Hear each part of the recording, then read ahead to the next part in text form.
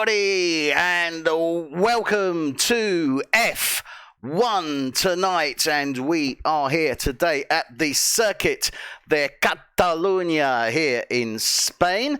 And I'm joined this evening by my wonderful co-commentator, Adrian. Good evening, Adrian. Evening, Eddie. How are you doing? Yeah, not too bad. Looking forward to this one here in Spain. I don't know what your thoughts on that, but it should be an interesting race.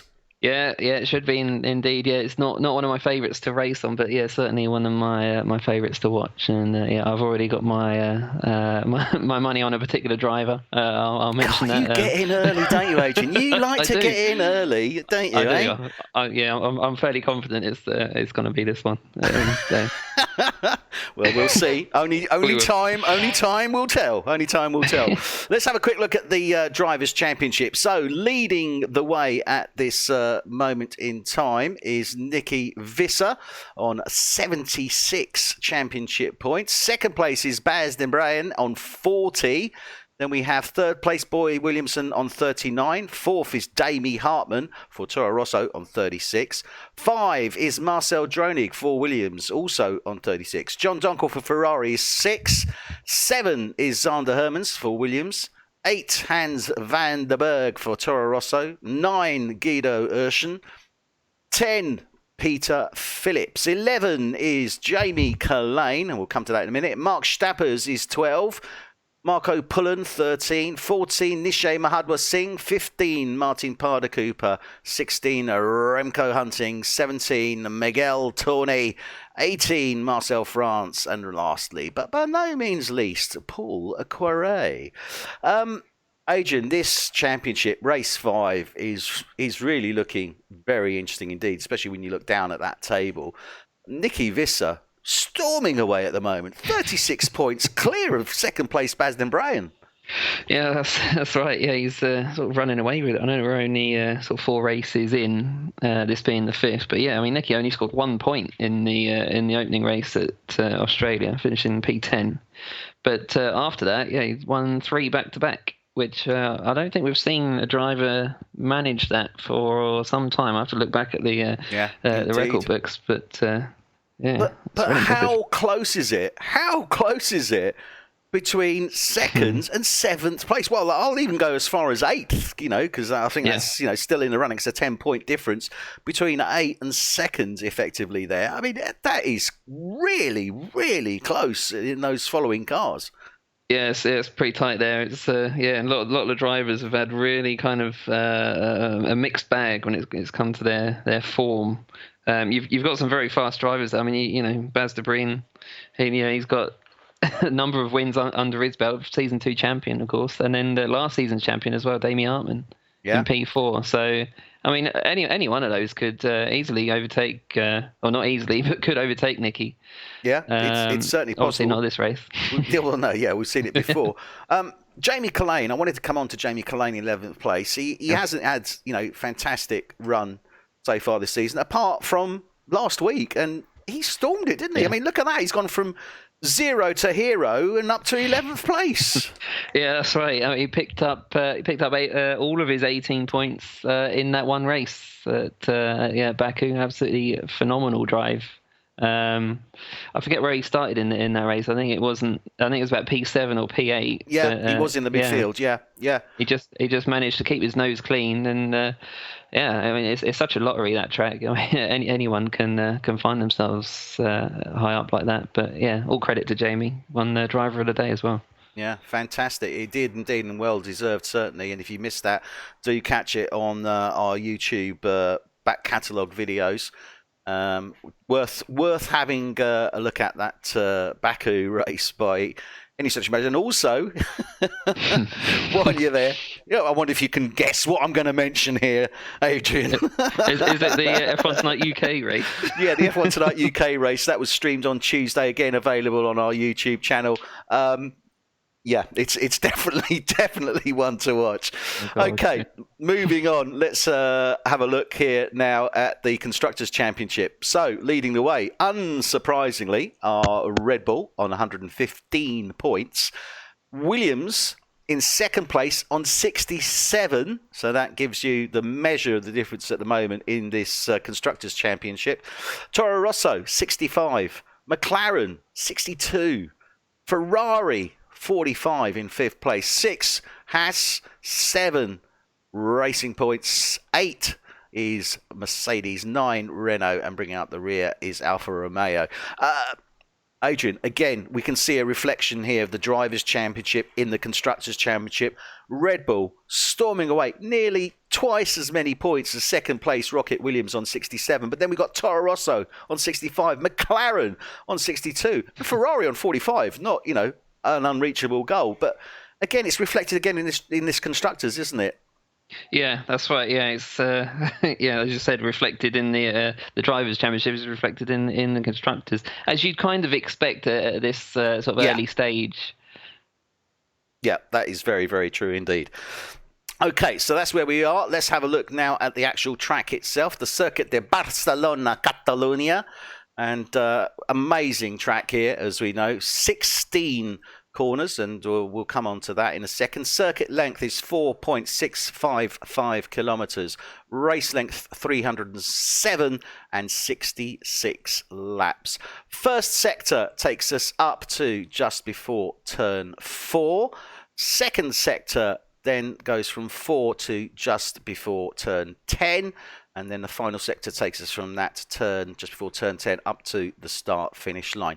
2 DRS detection points. First DRS detection point is as you're coming up, approaching turn 9, with its activation on the exit of 9, leading you down to 10. And then the second DRS detection zone, just as you're going into the pits, that's the detection point, and the activation then once you get on the straight, so down that start-finish straight, leading you down to turn 1. Obviously, sector 1, mostly right-handers, and that long sweeping right of turn 3 can be tricky. Great opportunity for overtaking, but you've got to take a risk if you want to do that. You need to get on the dirty side if you're going to do overtakes, but we have seen that, haven't we?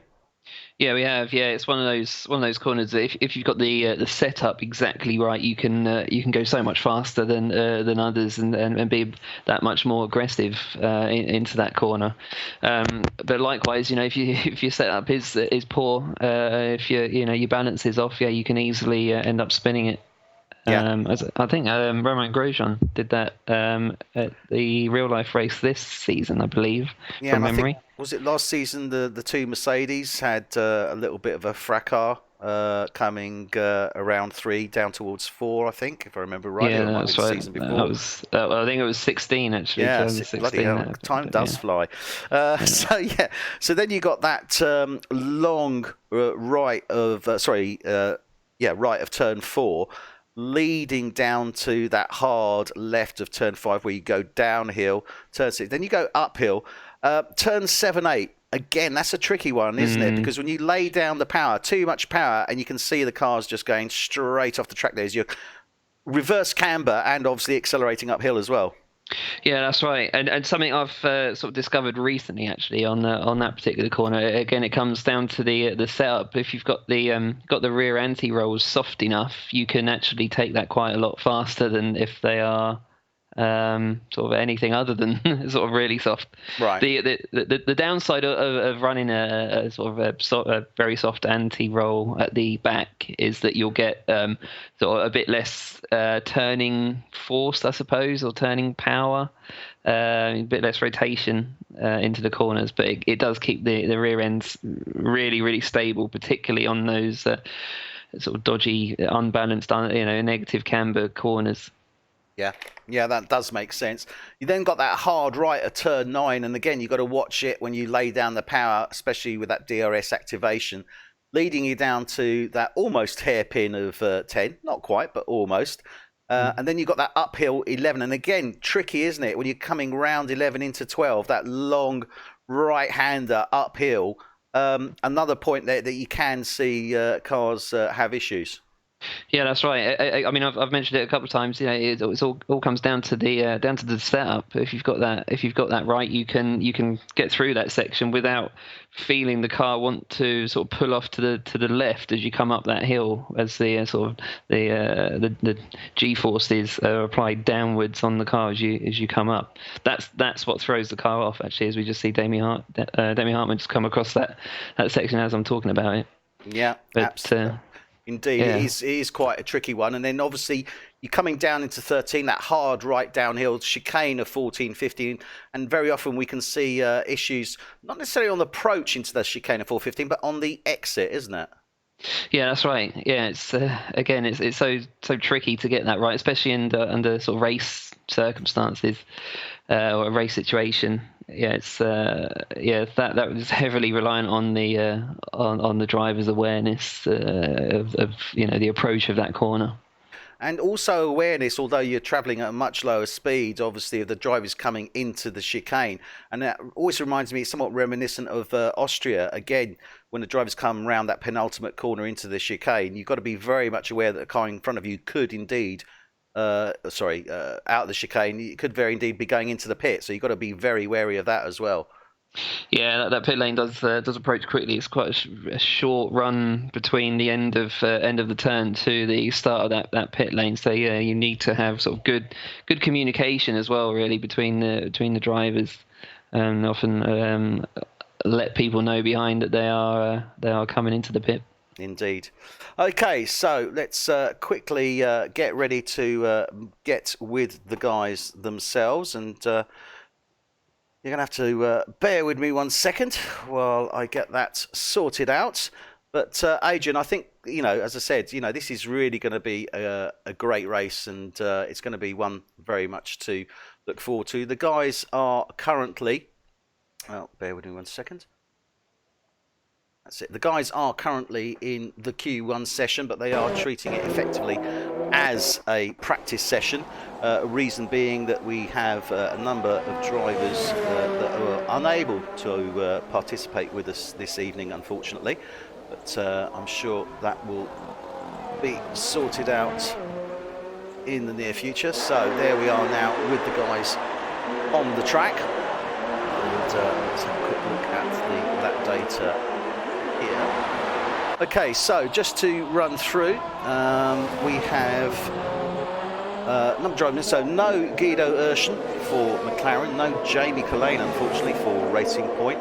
Alfa Romeo not participating, so that's Miguel Torni and Martin Parda-Cooper, and also one of the Renault cars, Marcel France. That does leave us with 15 drivers. As I say, a number of drivers obviously have come out in this Q1 session. And we are actually at the moment with Damien Hartman as he comes round. And obviously this session won't count because normally there would be 20 drivers going down to 15. By the virtue of the fact we have the 15 drivers, all of them will go through to that Q2 session with Damien actually coming into the pits there. Slight correction there, Eddie. 2 drivers have not actually been able to make it into this session. I think their game was still updating. There was a large update, 8GB update, and it doesn't quite finish before the start of quali for 2 drivers. One of them being Nicky Visser. Really? So leader. Does that mean they're going to be starting at the back of the grid? I mean, one would assume obviously they will come in for the race, just miss out on the queues.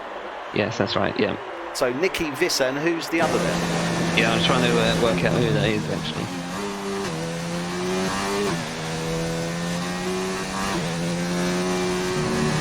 While we're both scratching our heads, I think it's actually the Red Bull. Well, it is, yeah, because it's Nicky Visser. Yeah, Nicky. Yeah. we got a Renault missing. I don't believe. That's Nishay Mahadwa Singh. No, Nishay is in there. Nishay's in. No, who's the other Renault? I'm trying to think. That's Marcel France, but he's not in. We've got both Mercedes. Yes, we have. Is it both Haas? Yeah, both Haases are in. Correa and Philip. Basden Brand is in. Yeah. Guido we know is not. Guido we know is not. Have we just miscounted this? We're missing something. Do you know what? I hate it when you miss the obvious. Really annoys me. Right. So we've got both Ferraris. We've got one Renault. We've got both Mercedes. We've got both Racing Point. No, we've got no Racing Point. Sorry, not Racing Point. Rocket Williams. Yes, we have. We only have one Red Bull. We have both of the Haas and both of the Toro Rosso. So this doesn't make sense. No Alphas. No Alphas. Yeah, we've got no Alphas anyway. So we actually had 1, 2, 3, 4. Oh, yeah, it is right. 14. It is one that we're missing, and that's Nicky Visser. That's it. Okay. So we're all right. Okay, everybody out there, you can now assess that obviously your commentary team possesses a very high IQ. So please, don't try and challenge us on our mental capacity, because you will be devastated by the result. So anyway, there we are. I think collectively, Eddie, we might be into double digits. No, you think so? I don't know. I think let's not big ourselves up too much here.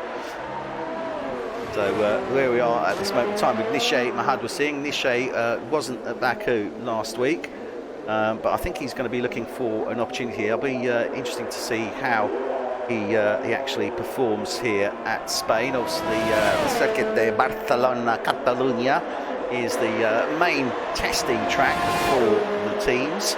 So it's a little bit of a home away from home for all of them, really, isn't it? Yeah, it is. Yeah, as I say, testing track for many, if not all, of the teams. It's one that the constructors will be familiar with, but are the drivers familiar with it? I'd imagine so. One would hope so, anyway. Yeah, but I know that Nishay and Peter Phillip, Remco Hunting, they actually assisted me with some driver testing for F1 Tonight UK on this very track. So I know at least those three have had some practice, and I'm rapidly becoming a fan of those three drivers I just mentioned, to be honest. Particularly Peter Phillip. I think he's one of those drivers who kind of he's a bit like me, perhaps lacking on the pace of some of the others, but he's definitely got the potential. So Remco Hunting actually has just spun the car and retired. Okay, well, hopefully no great shakes on that. Obviously, we are in this Q1 effectively practice session. Nicky Visser, now this is the interesting one. Nicky Visser will be starting in row 7, P14, because he hasn't been able to make the qualification. That's going to be interesting. We haven't seen Nicky come from the back at any of the races so far this season, have we?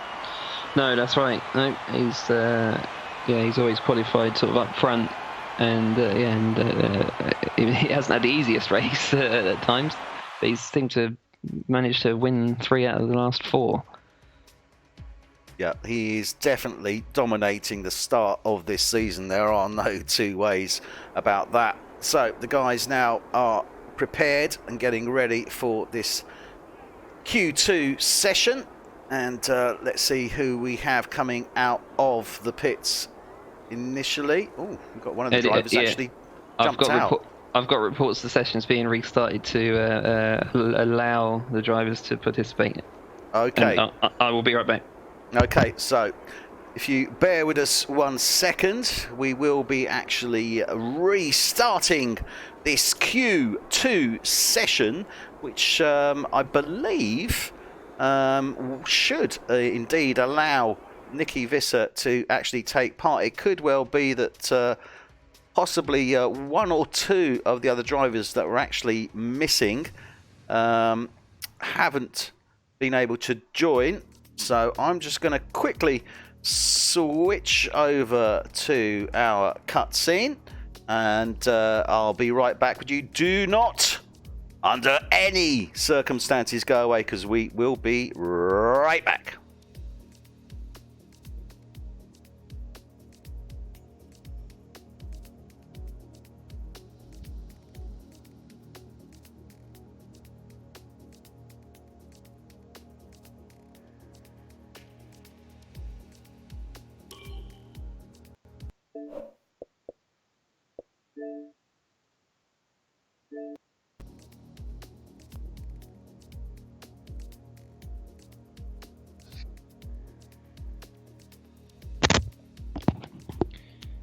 Sorry about that, Eddie. confirmation that the lobby is restarted. Yeah, I can see that here. I'm just joining that now. So just for those of you that are going, it says we are experiencing technical issues. Are we experiencing technical issues, Adrian? I'd say it's probably more user issues. User issues, yeah. I think that's one that's worth going for, definitely. Okay, so let's quickly go back to the action while we wait for the guys to effectively load into the lobby there. And so I presume then in that instance that we are going to get Nicky Visser in. Are there any others that weren't able to join that would now be able to, Adrian? Do you have any information on that? I don't know. I believe it's just the 14. Okay, that's cool. So Nicky Visser will indeed get the opportunity to come in and see what he can do on this session. The guys just getting themselves readied and started up.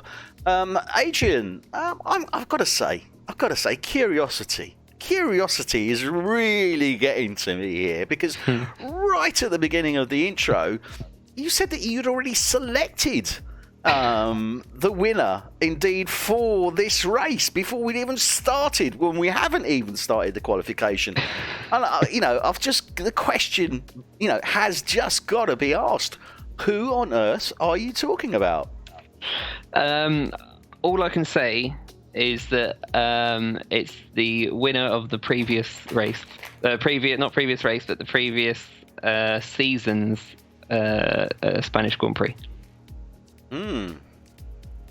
Okay, now that's a bit of a test for me, because I'm getting on in years. The memory isn't what it used to be. Well, but I've got to say, I think, could it be an orange car by any chance? It might. No, it's definitely not. Definitely not an orange car. Definitely not an orange car. Then, well, in that case, I'd have to go for the Scuderia Toro Rosso. Again, no. Okay, that's second guess. I'm not going to get a third one. Who the hell is it? No, I will wait until after qualifying. I don't know who's going to take pole, but I think I know who is going to win the race. I've been talking to this guy over the last couple of days, and yeah, he's definitely 100% fired up to win this Grand Prix. So. Okay. So I take it that the poker nights and the weekend are obviously proving very profitable for you at the moment.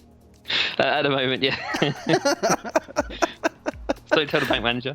Yeah. If only I was able to do a quick cut to that wonderful, iconic song "Poker Face," then that would be good right now. But unfortunately, I don't have it to hand. I'm going to have to get myself some little jingles, I think, Adrian, for these momentous times. You do that, Eddie. Yeah. I want to vote on that. By the way, I'm not having a look at the moment on the YouTube chat because I've got far too much going on. If any of you want to pass a comment on that, if you've got any ideas for appropriate jingles, if any of you watch the streams and see an absolutely fantastic moment that is just worth recording or making note of, and if you can assign a tune to that, I'd quite like that. I think if any of you watched the stream from Tuesday, which was the F1 Tonight UK boys in Baku, Azerbaijan, there are a number of wonderful moments in the race, let's say, moments on track, and moments that somehow seem to be preempted by the commentary team, Adrian. I can think of 2 instances, certainly, in that race alone. Oh, yeah. Do tell. Well, do you really want me to tell, Adrian? Oh, my God. Yeah.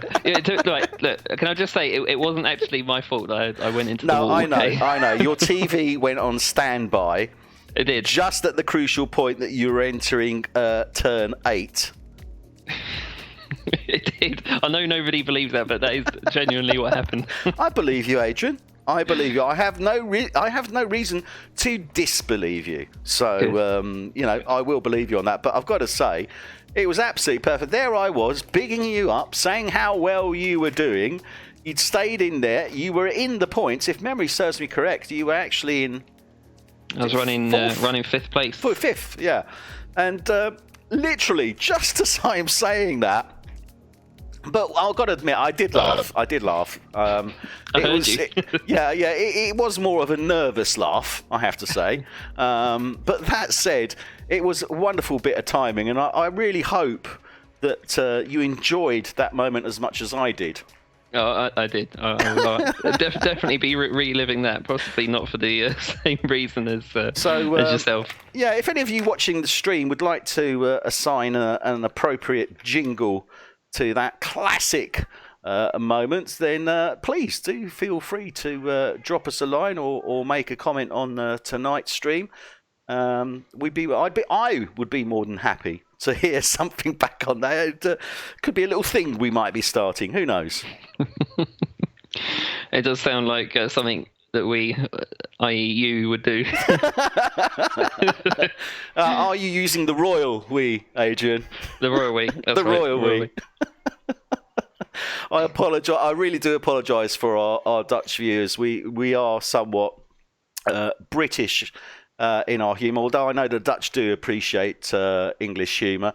So, if any of you are having any problems, if any of you actually have any good, clean Dutch jingles or jokes that I might be able to throw into the commentary, please do feel free to contact us. So here we are now. We're getting ready for the drivers, and let's see who is indeed the first one out on track. I believe Q1 will be skipped. Yeah, that does make sense. I think the guys are just sort of getting prepared, aren't they? So they're going to have to set up something. Will they all have to come out, or will they be able to actually jump out and? Yeah, so they can just put their setups on and retire in the garage. I've got to say, to be honest, didn't see the Q1 come up there. I was working on the premise it was going to be Q2, but obviously it makes sense that it would come up initially.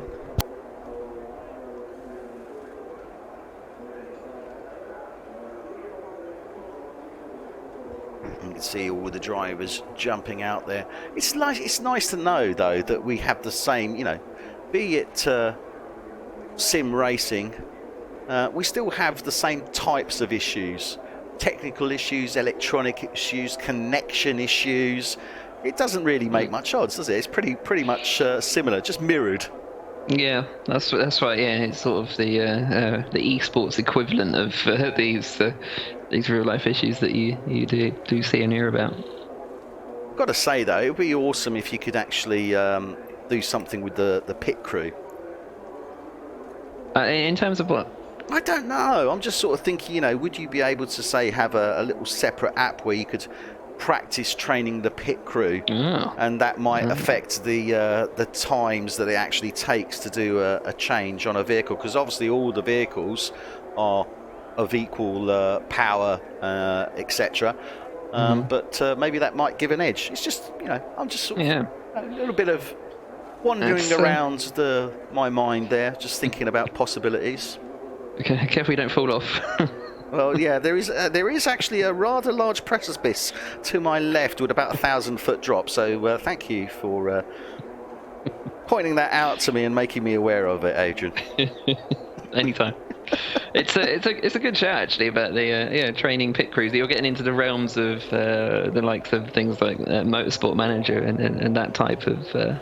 Yeah, but imagine because there is there is obviously an F1 game app other than this F1 2009 written by our dear wonderful friends who we love dearly, Codemasters. God, I've got to get that right. But no, to be fair, they do a great job. It's just that unfortunately us mere mortals here in the F1 fan sim racing world, we would like so much more that we could play with, certainly in this league style of racing, and not just looking at the single player, because for us, I mean, and indeed for, what we got now, 39 full-time drivers, it's a great community, isn't it? Yeah, it is. Yeah, I mean, I myself would not have ever really considered league racing at all. I mean, I was purely single player, career mode and all that. That's all I ever really did in F1 games until I found Synergy PWR. Indeed, our dear friends at Synergy, fantastic bunch of guys. Yeah, and from there, obviously, started commentating with you as well as racing in that league, and then you sort of slowly but surely brought me over to F1 Tonight, and yeah, what a great community it is, not just in this league, but in Synergy as well, and indeed in many racing leagues. It's it's really good to sort of get involved with such decent people. Indeed, yep, totally agree. I brought you to the dark side. Okay. I'll be replaying that one. Yeah, you know it, don't you? You know it. Expect a meme. Okay, so here we are now. Q2 session is underway. This is F1 Tonight, Netherlands, and we are here for Season 6, Race 5 at the Circuit de Barcelona, Catalonia. And does it look to me, I think Marco Pullen is actually first man out of the pits there. Yeah, you could be right, actually. I think it was Pullen. Well, it was wonderful because he came out right in front of my camera there whilst I was looking at the pit, so that's a great job there. Marco Pullen, first man out on track in this Q2 session. What can this Mercedes driver do? Hasn't been a great start to the season for him so far, but I know, I've seen it before in previous seasons, he is capable of doing so very, very well. So let's see what he can bring to the party, so to speak, this evening. Going out on the soft compound tyre. Actually, I haven't gone on to that. Have a quick look at what the drivers are on. Do remember that the drivers in this queue that get through to the top 10, so Q2 you go from 15 drivers down to 10. Those top 10 drivers then go through to the final Q3 to work out where their final position will be on the grid. However, the tyres that they qualify with for their fastest lap in this Q2 session are the tyres they must start the race with. So quite often Q2 can give you an idea as to the possible strategy that the drivers are actually going to go with. Miguel Pullen, get it right. Marco Pullen coming round now. He'll be the first man to put down a lap.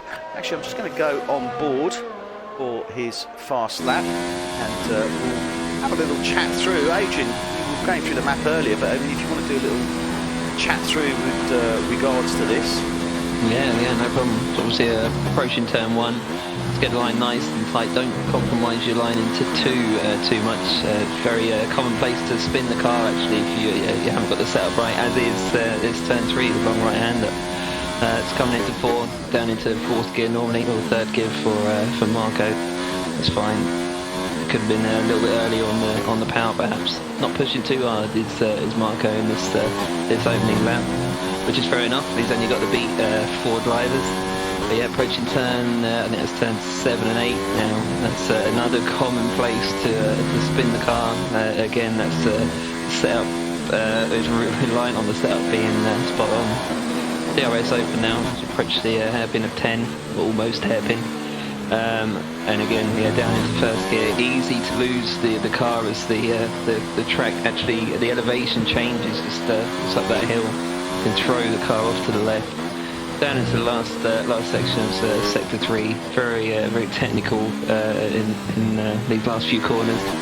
And yeah, around the final corner. DRS open, and that's the lap of Catalunya. 120.4. Fantastic, and what a wonderful job you certainly did there, Adrian. I think great description there and really explaining the technicalities required. Sets a good lap there, 120.4, but look at this, Basden Bryan immediately goes out on a medium set of tyres and does a 119.6. John Donkel in the Ferrari, who I'm sure is who you've been referring to, although I wasn't going to let the cat out of the bag, but I will now, is on the hard compound tyre, and he's actually done a 121.9. So top three different tyres. The fastest on the medium compound tyre, the second, as would be expected, on the soft, but yeah, John Dunkel could put in a good time on those tyres. Marco Pullen has obviously bettered that now with a 120.4. Nicky Viss has gone out the medium, done a 123.2. He's actually dropped down as Xander Herman's gone Damien out. Harmon as well, Damien Harmon, a 119.8. This is looking good, and the top three at this moment in time on those medium compound tyres. Interesting. Yeah, that is. Yeah, it's, as you said earlier on, it's sort of the first card of their hand is played in this Q2, and you see what their strategy plans are, at least for the opening phase of the race. And yeah, I think those early times, I think those were just sort of not so much pace setters, but just sort of banker laps. None of the drivers really pushing too hard. Baz Brian, I think he was pushing quite hard to get that time in it early on. He wasn't bothering with a banker lap. He just wanted to make sure he was through, which is, yeah, fair enough. His job is done, and he gets 10 minutes to sort of zone in and try and focus on what he's going to do for Q3.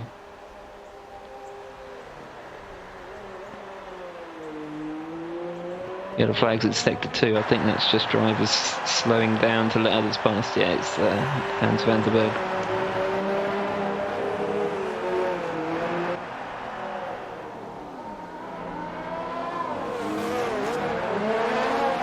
Nicky Viss has actually done a couple of laps on those medium tyres. He said earlier on that he hasn't actually had any practice at all on this circuit, so highly likely that his win streak is going to come to an end.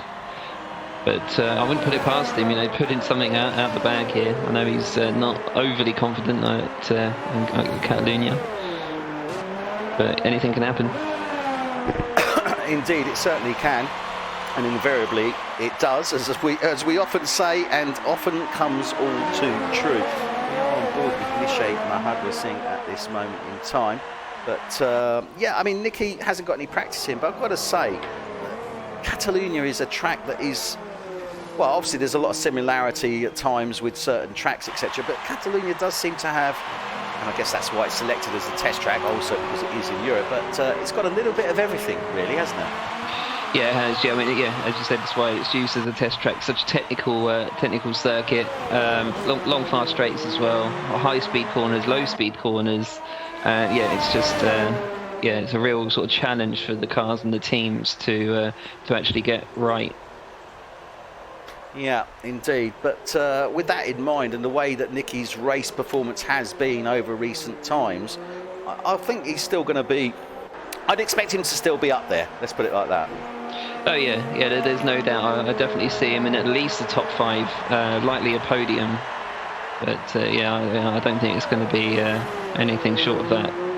Well, obviously we are on board with Nishay Mahadra Singh just as he was coming to, just during his fast lap. Indeed, he's coming to the end of it now, and he's put in a great lap, hasn't he? Look at this, 119.752. This is for the seasoned rookie Nishay Mahadra Singh. He should be very, very pleased with that. Yeah, I think he will be. As I said, I'm becoming a fan of Nishay's as we practiced at the weekend during the driver testing. It's good to do some laps with Nishay, and yeah, it's impressive. It's pleasing to see him up there in P2. John Dunkel, in the meantime, just coming round 9, and I thought, oh yeah, he went a bit wobbly there. Now the reason for that was he moved aside off the track to let one of the cars pass, went right onto the grass, and then immediately laid down the power coming out of 9. That was going to happen anyway, wasn't it? Let's be fair, that would have happened. Yeah, I think it would have. His difficulty now, though, is that this is right. So this is the end of his out lap. He's still got grass on the tyres. It's going to be difficult to get rid of that completely, as he's only got the last couple of corners to do that. Hopefully, it won't shake his confidence too much either as he starts this hot lap. He's mucked it up. Look at this, straight off there. And there you have it. We can't quite get it on that camera angle, but there you have it, Jonathan Donkel. And that was definitely crystal ball time there, wasn't it, for us, Adrian? Yeah, I think so. You could kind of, well, you could see it coming, couldn't you? It's pretty much telegraphed. Yeah, it was just that marking on the tyres from the previous few corners. He didn't have enough time, enough track to get rid of it, and he didn't have the grip out of the final turn. We'll go on board now with Nicky Visser for his fast lap. He's in P13 at the moment on a 122.6. He's out on the soft compound tyre. And let's see what Nicky can pull out of the bag here. Yes. As you say, he hasn't really been putting the practice in, which is challenging. But then again, you know, with somebody that if you're a good racer, you should be able to put in a decent time. And Nicky is certainly a good racer. There's no doubt about that. Yeah, 100%. This is Nicky's actually been forced to change his strategy now. He was on the medium tyre beforehand. Now he's in P13, so this is I would say desperation, but this is just to ensure that he now gets into Q3. He'll just have to start on these soft tyres if he does. Yeah, it's recovery mode, isn't it? Really. Yeah. So he's just coming down to 13 now. This is actually looking quite a nice time. Quite a nice time here. Comes around the final turn. Certainly his best time. 119.4, I thought. Yeah, look at that. Puts him up top of the Q2 board at this moment in time. So that's Nicky Visser for Red Bull, our current championship leader. Although he hasn't had, unfortunately, the opportunity to get too much practice here this week for Catalonia for this race. He's made his mark there already. Yeah, that's the annoying thing for me is when a driver doesn't do any practice and is able to put in performances like that. It can be frustrating when you've done 100 laps of the track yourself. But but very well done to Nicky. Yeah, he's certainly through to Q3 with that time, and yeah, that is pretty good without any practice. Also worth noting, he's still got some in the bag as well, because there's some time in the bag. He was 2 tenths down on Baz Den Brian in the middle sector. Stapper's in the Ferrari coming into the pits. Hans van der Berg out on track, just coming round 10. Yeah, Van der Berg's going to improve this lap as well. He's faster in the first and second sectors. I think it's going to be about P4. Well, let's see where he comes. Coming around the final turn there. I think he may have lost a little bit of time on those last few corners there. That's a 120.0. I think he could easily have been in the 119 if he hadn't made that slight little error coming around 14-15 by the looks of it. Yeah, quite easily. Hans van der Berg moves up to provisional P5 in this Q2 session. Let's have a look. And Peter Phillips has gone out. So Peter Phillips has gone out as well as John Donkel. Marcel Dronig. Yeah, Marcel Dronig's going to knock out Phillips. This is an improvement. It's quite a significant improvement, in fact. Now, let's remember, we've got just over 2 minutes remaining of this session. The 11th, 12th, 13th and 14th place. This could be top. Look at that. Fantastic. 119.416 from Marcel Dronig. That is great. I mean, that's 500ths out of Nicky Visser's time. Yep. Yeah, great performance there from Dronig. He'll be really pleased with that. As we said, last couple of races, all season really, he's really sort of found his form. And this season 6. I don't know where this pace has come from. So we've not seen anything like that in his previous seasons. No, indeed not. Indeed, his previous season, I'll tell you, his greatest issue that he had was with tyre wear, because he was incessantly coming in for pit stops and getting new tyres on. But we have not seen that from him this season. It's been very measured and very controlled, hasn't it? And it's really, it all seems to have come together so far in this season 6 for Marcel Dronig. Yeah, really good stuff from him, and he's given his teammate a run for his money. Sander Hermans down there in P7. Enough to get through, certainly, but he's nearly a full second off on tyres that are about 7 tenths slower than the ones his teammate are on. So we'll see what happens in Q3 when they're all on the same tyre. Paul Poiret in the Haas, just coming round the final sector down towards turn 13 now. He might make it. He might beat Stappers. Well, let's have a look here, because he needs to set a better time than that 120.5. 121 dead. My goodness me. Not very often you see that. Or 121 dead. Doesn't do quite enough to get him out and up into that Q3 session. And he's lost it on that corner there. Takes his front wing out. I think that's a bit of frustration there, wasn't it, that he didn't quite make it. Yeah, well, he knew he only had 30 seconds. He knew he had one more lap to set. He had one more chance to actually beat that time, and I think he was just pushing too hard around those first couple of corners. And yeah, he's ended up putting it in the wall. Well, I think that's it basically, because there's nobody out there at this moment. He's got no front wing, so he's not going to go any faster. Remco Hunting is in the pits. Sorry, Stappers has just set a purple first sector. So nobody's going fast. I mean, nobody's going to beat Stappers. Nobody's going to beat Stappers, yeah. Sorry. It's all right, Adrian. I'll let you off. I was getting a bit excited there. You were, weren't you? But understandably so, because Mark Stappers is another great driver who we've seen fantastic result. And I think, Ferrari hasn't quite got bedded in, I think, in that Ferrari so far this season. But looking at him here, but he does, normally perform pretty well in the queues. I want to see how he performs in the race, but he's not quite at one with that car as yet, is he? Not quite, no. It's definitely coming to him, but yeah, it's just a matter of time. He's actually coming into the pit. Yeah, he's coming into the pits there. So. It was actually on for a second place. Oh no, I think he might have actually taken that 19.4. So he was showing some really good pace. Purple in the first sector and just half a tenth off in the second sector on Dronik's time.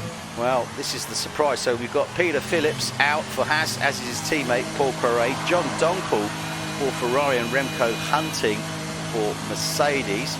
So row 6 will be the Haas row of Peter Phillips and Paul Poiret, and row 7 will be John Donkel in the Ferrari and Remco Hunting in that Mercedes. John's going to have his work cut out for him in that Ferrari tonight, Adrian, if he's looking to try and let's say repeat last season's result. He's got a lot of work to do there. Yeah, there is a lot to do, and I think he'll get his head down. I think he'll get it done. I think he might win the race. And I've got a sneaking suspicion, starting at the back there, that I think he's going to go on that hard compound tyre. Yeah, and also he can go on the fresh hard compound tyre. He hasn't got to use that set that he used in this session, because he's not through to Q3. So yeah, he's got that advantage. He set a good pace, certainly, when when he went out on it. Okay, albeit not a full fuel load, etc., does somewhat alter the balance of the car. But I think he is in with a good shout. But it's going to be very much dependent upon how he can get his way through the field, because he's going to want to be up in that top 5 position before those guys start coming into the pits, or the majority start coming into the pits. Maybe not the front runners on the softs. Yeah, he'll have a few on-track overtakes to get done before the first phase pit stops. Yeah, definitely. Okay, so I think was it 119.1 was the fastest time we saw in Q2, wasn't it? 119.4 it was. Oh, 119.4. Okay, so actually going straight out is Mark Stappers. Oh, but ahead of him is Nicky Visser. So Nicky Visser is actually first man out on track. I would expect that all the drivers are indeed on the soft compound tyres. As you can see there, that's the softest compound tyre. 3 tyre compounds for 2019. The red wall soft tyre being the softest, the yellow wall medium tyre, unsurprisingly being the medium compound tyre, and the white wall hard compound tyre being the hardest compound. Normally you'd expect those in order to run the longest, and in reverse order to be the fastest. That makes sense, doesn't it? Just about. Yeah. I knew what you were talking about. Yeah, yeah, And if I know, I'm sure the others. Yeah, if my aunt was a man, she'd be my uncle. Exactly. Yeah. Nothing more to be said, really. Okay, so Nicky Visser now coming round the final set of corners in Q3. Just winding up round 12 now, coming down into turn 13. I love this 13, 14, 15. I love this set of corners on this track. Really do. Yeah. I don't like this turn 16, though, I've got to say at times. Reminds me somewhat of the final corner in Australia, Albert Park. Yes, yeah, it's very reminiscent of that. But, both Red Bulls out set their lap first, Stappers first, followed by the 2 Red Bulls. Oh, is it Stappers who's leading the field, is it? Yeah. Oh, no, sorry, No, Visser, then it's Stappers. Visser, then Stappers, then Boy Williamson. Yeah, that's it. So we are on board with Nicky Visser at this moment in time. Championship leader. Unfamiliar with his track. I think he was just actually, Adrian, I think he's just been down the bookies hoping that you would raise the odds, saying that he hadn't got any practice in. I don't know what your thoughts are on that, but yeah, you know, I would not put that past him at all. Oh, dearie me, goes very wide on the exit at 12.9 there. Coming down towards 10, went into a little bit onto the gravel rush, takes out the bollard at 10. Yeah. He's pushing this, isn't he? He's pushing it beyond the track limits, unfortunately. That's an invalid lap, valid lap there now. Stappers looking quick, though, in the second sector. We are actually on board now with Mark Stappers. He comes out 12 down towards 13. 4 tenths faster than Boy, actually, in that sector. Into 14, 15 now. This is looking good time. I think we are going to see a 1:18. Oh no, 1:19.3. So Mark Stappers gets a 1:19.3. Boy Williamson just coming over the line there. Sets a 1:19.8. Nishe's purple in the first and second sectors as well. I think he's going to. Basden Bryan sets a 1:18.7, and Damie Hartman a 1:18.9. Wow, that is amazing. Let's go with Nishe as he comes over the line now. Nishe, look at that, a 1:18.5. Goodness me, Nishe Mahadwa Singh in the Renault. Fantastic run for him. Well, that is absolutely amazing. Sets a 1:18.5, 2 tenths ahead of Basden Bryan. Where are we? 4 tenths ahead of Damie Hartman. That is really something. Nishe's been getting his practice in, hasn't he? Yeah, that's right. Yeah, some of the fastest sectors we've seen in this entire qualifying, actually, from Nishe. Is he actually I just saw him go off actually at turn. Yeah, he was just going 3. Off the track there, just to. I think it was to let the Toro Rosso through.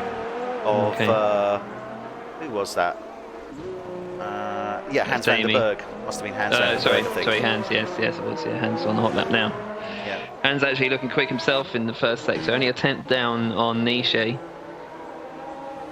So we are now with Hans van der Berg as he comes round turn 10 into 11, 12.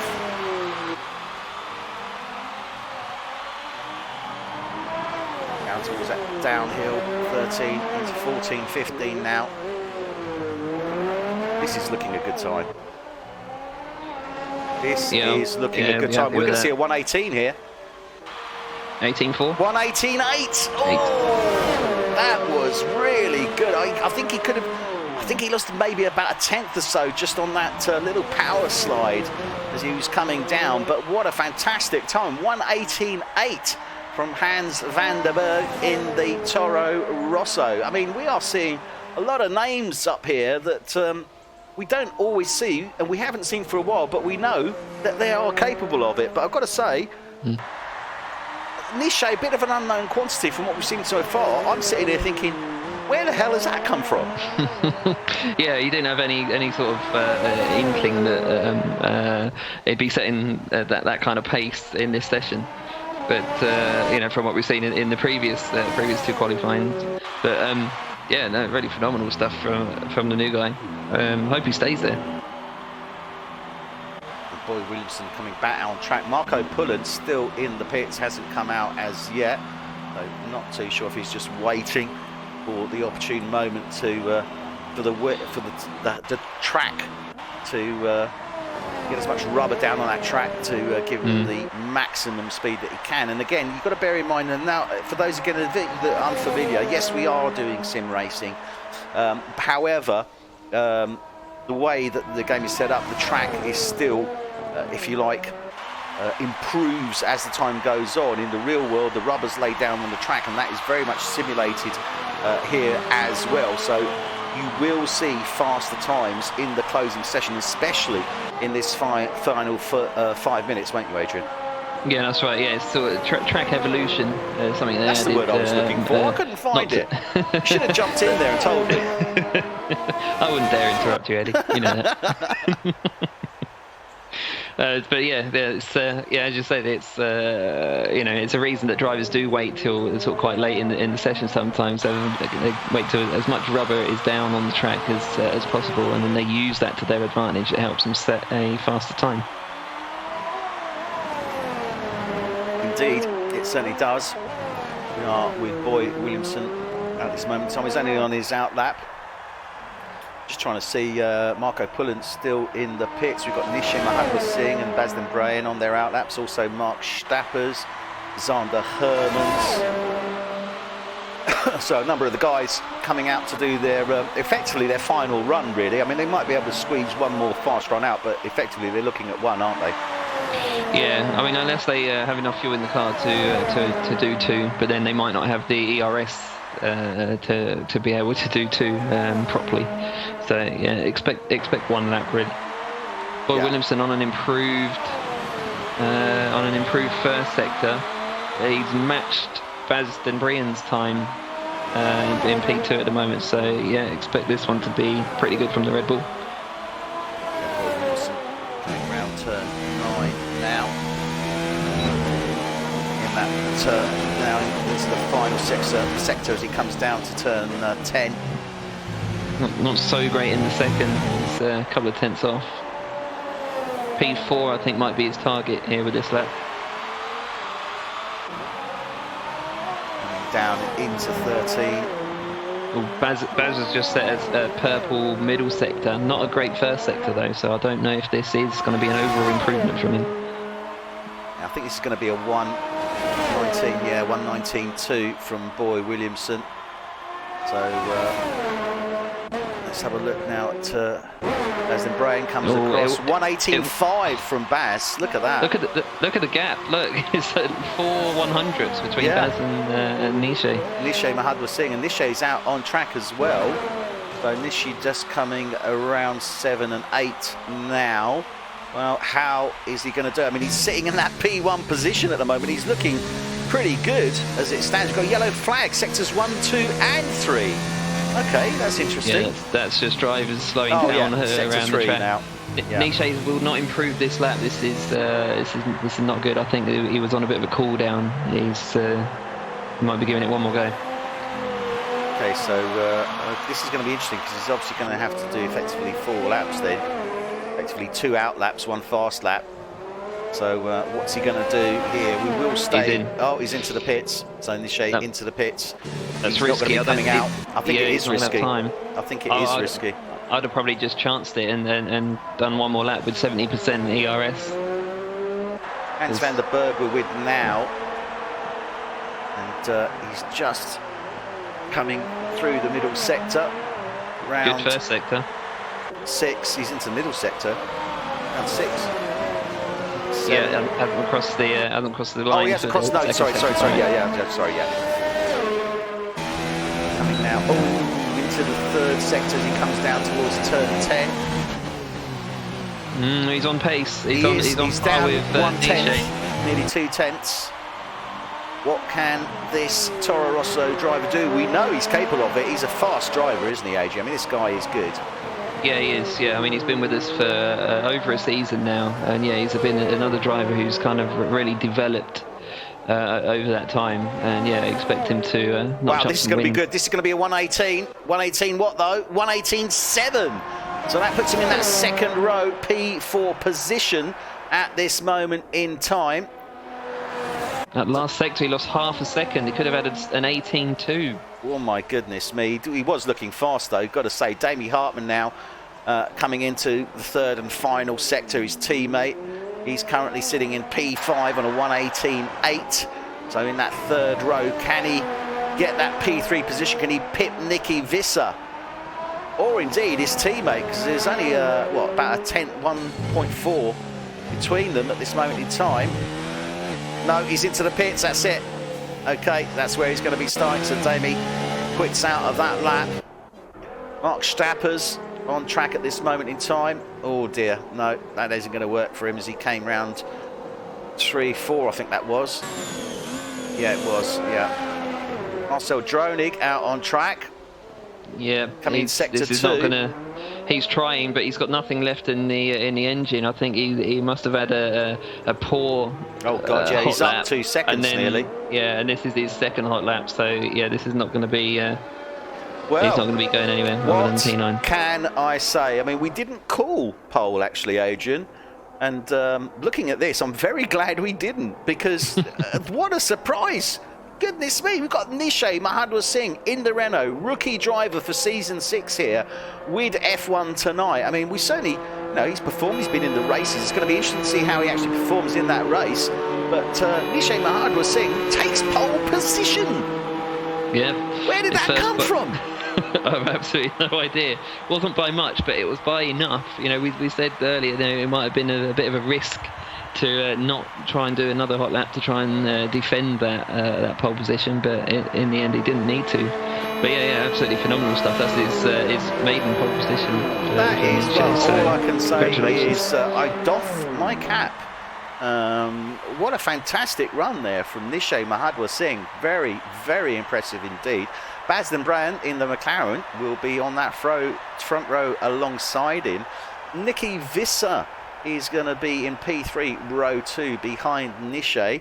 Then we've got Hans van der Berg is going to be alongside him in the Toro Rosso. Row 3 P5 is going to be Davey Hartman, alongside him Zander Hermans. Those front 3 rows, yeah, it's it's definitely going to be I'm really curious as to see how this is going to pan out. I think it very much depends what tyres they're on. I think Nishay did set a time on the soft compound tyres, so he will be starting on the soft, I'm pretty sure, for the race. But we will run through that. What are your thoughts, Adrian? Yeah, I think the two Honda powered teams there, the Red Bulls and the Toro Rossos, they have the advantage of being the only teams in there with both of their drivers in that top 10 that may assist them in the sort of early stages of the race, when people are sort of organising themselves, I suppose, on the track. So you think that's going to effectively come into play then, in other words?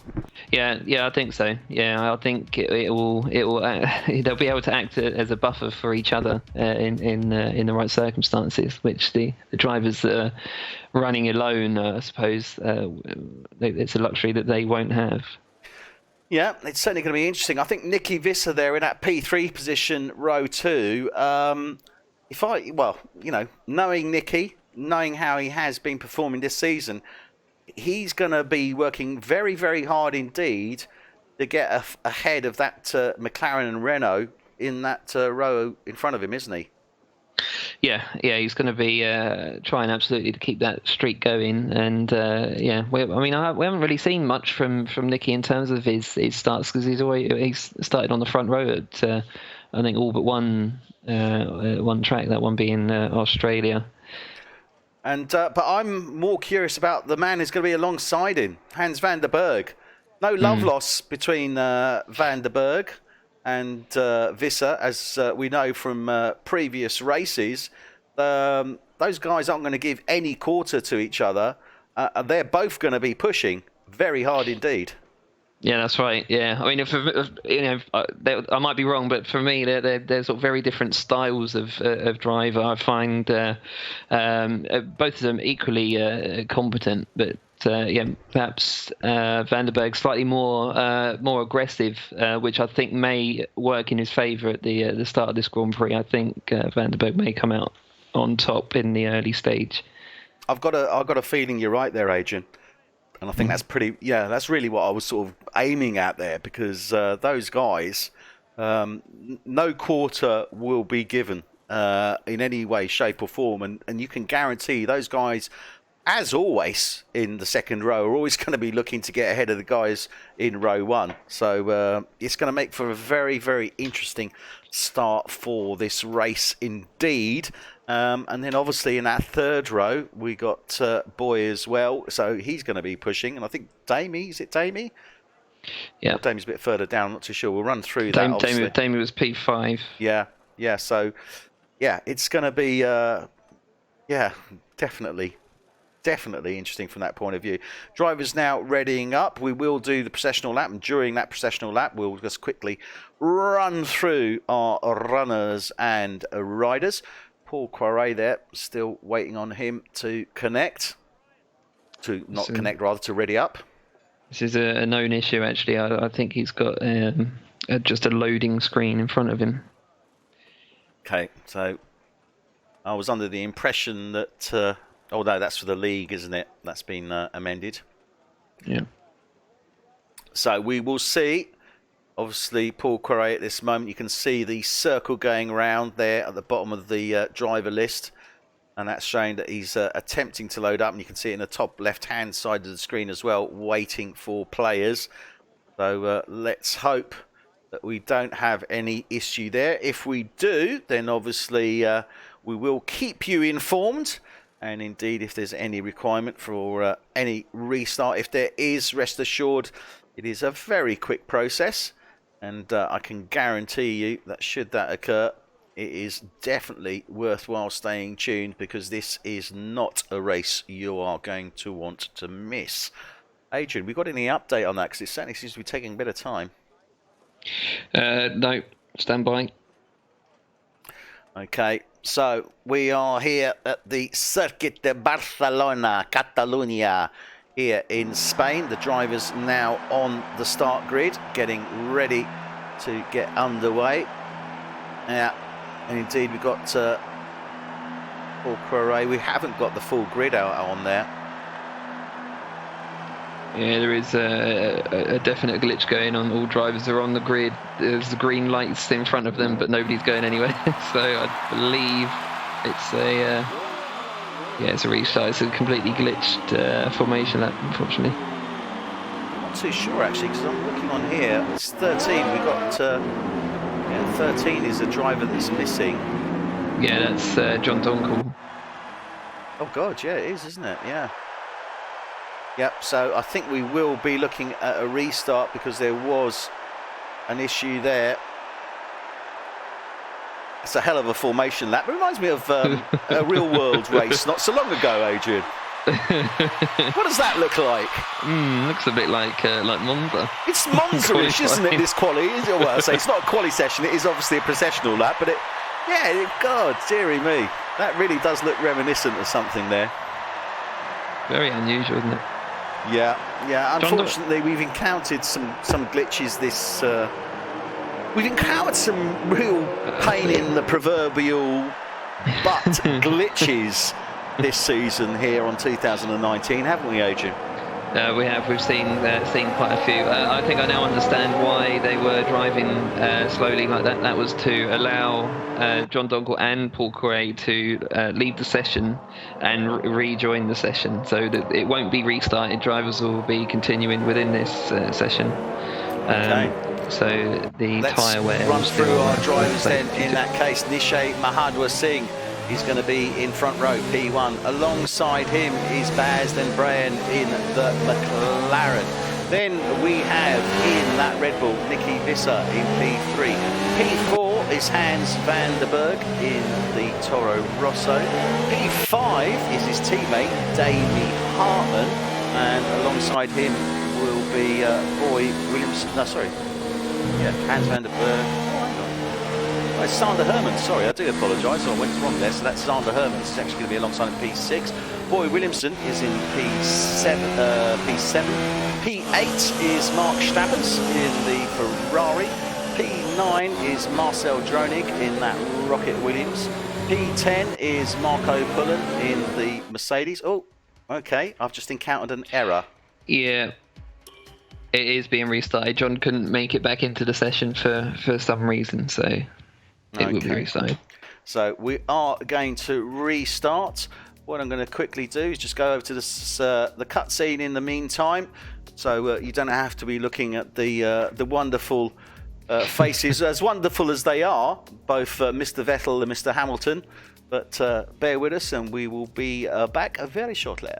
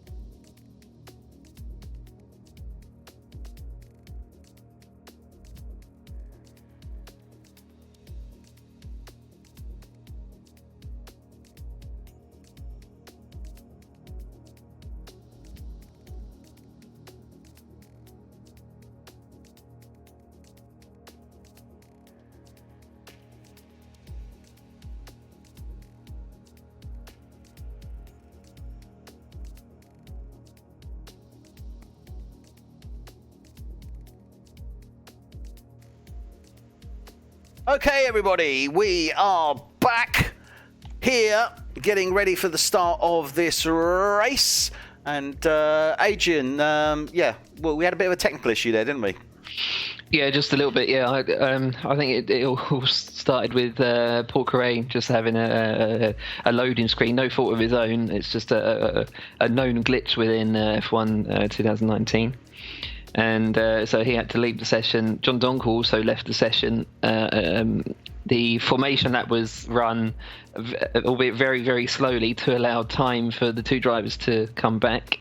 They came back, but they weren't able to get in their cars for whatever reason, or they weren't confident that the game was going to allow them to get in their cars. So they called a restart of the session. Yeah, we still only seem to have 13 drivers though. So looking at here, 10 drivers readied up already. So it looks to me like we are still missing a driver. And it's not Donker or Correa. No, it's not. 11 drivers readied up. So we'll keep tabs on that. Hopefully, won't be an issue. But we do have 13 drivers in as opposed to the 14. So maybe Paul Correa still has those issues. Or did you say Paul Correa was loaded up? Yeah, Correa was there. Okay. That's strange. We will see. John Dunkel, Marco, Paul Correa, Boy Williamson, Aston Brain, Issa Stappers, Marcel Dronig, Hans van der Berg. Where's Hans van der Berg? He's there. Yep. Yeah, he's there. Yeah. Sander? Yeah, Sander's there. Drivers readying up. I can't work it out. Hang on. Really annoying. It's not Nishay. No, is it Nishay? No, Nishay's there. That's okay. Okay, well, we'll have to run through that. This is frustrating, but still not insurmountable. Still going to be a hell of a race.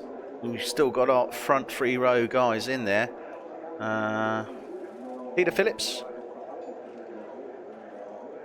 No, he's in. He's there, yeah. I'll read the drivers out in the order that they qualified. It was Nishay Mahadra Singh, so he's there. Baz Denbrian. Yeah. Yep. Nicky Visser. Yep.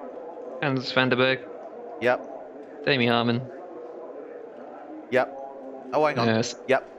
Sander Hermans. Yep. Boy Williamson. Yep. Mark Stappers. Yep. Marcel Droening. Yes. Yep. Marco Pullen. Ooh. Yes. Yeah. Peter Phillips. Yes. Paul Correa. Yes. Oh, and it's the last one. Remco Hunting. He's not there. Yes, he's not there. But then all the guys still waiting at this moment in time to ready up. They haven't readied up because they're obviously waiting or hoping to try and get Remco Hunting in. Remco Hunting in the Mercedes, a second Mercedes driver. So hopefully we can get that sorted out. And it's so frustrating, this, especially, for those drivers, because, they wait all week, they practice, well, unless your name's Nicky Visser. This is something that they're building up to over a number of days, and then for it to suddenly go horribly wrong due to technical issues, it's a bit of a pain. Just a bit, yeah, because it's not just frustrating, it's also, it can be quite unnerving for the drivers as well, as they're ready to, they're getting ready for their race, and then all of a sudden they're not racing, and then they've got the wait and they don't know what's happening, and it's, yeah, that can throw drivers off through no fault of their own or anyone else's. Indeed, and drivers already readying up, only 10 seconds remaining for the session to start anyway. It looks like we're just going to have to go ahead, unfortunately, without Remco Hunting. But, well, such is life, as they say. So let's get into these guys and again announce them as they're coming through. So in that P1 position is Nishay Mahadwa Singh, not the man that we certainly expected. Great surprise, but great to see him there. Basden Brain is in P2. Nicky Visser is in P3. P4 alongside him is going to be Hans van der Berg. P5, row 3, is his teammate Damie Hartman. Alongside Damie in P6, we have Sander Hermans in that Rocket Williams. P7 is then the Red Bull of Boy Williamson, row 4.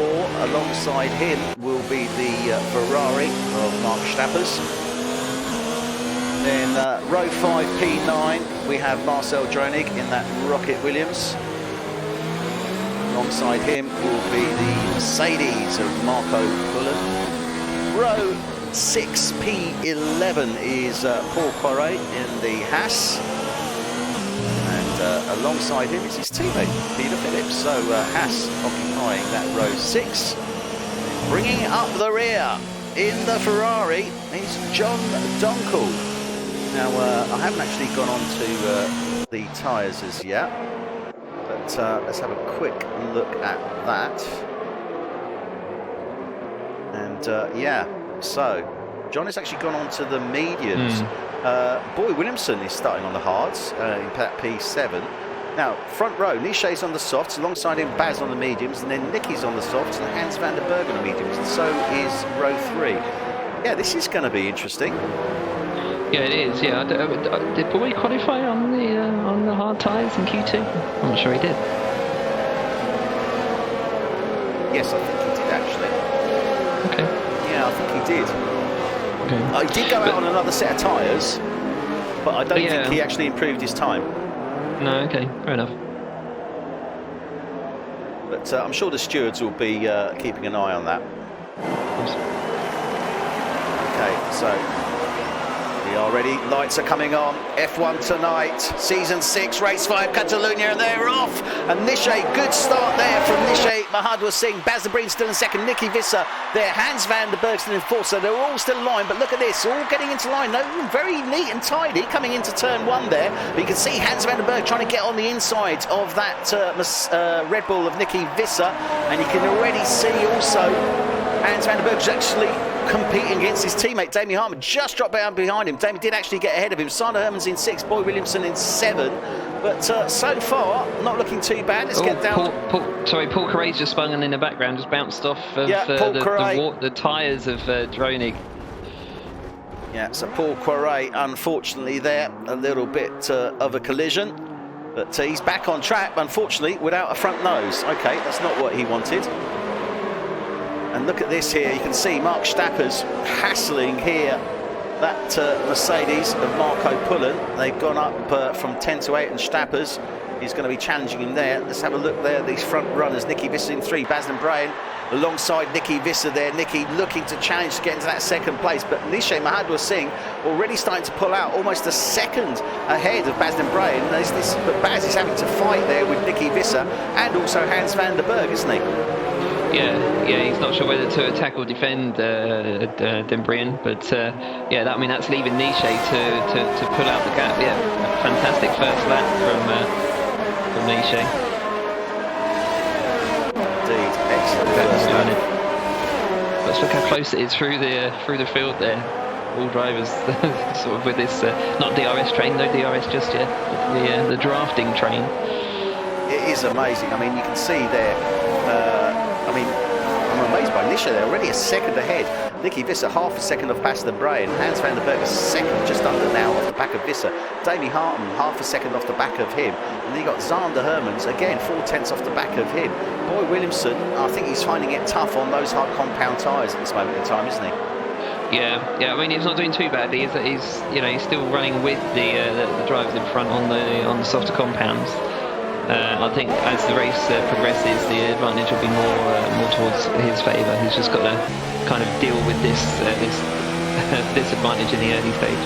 Indeed. Let's get back to Nicky Visser, because Nicky is really up close and personal with that McLaren ahead of him, coming down into 13.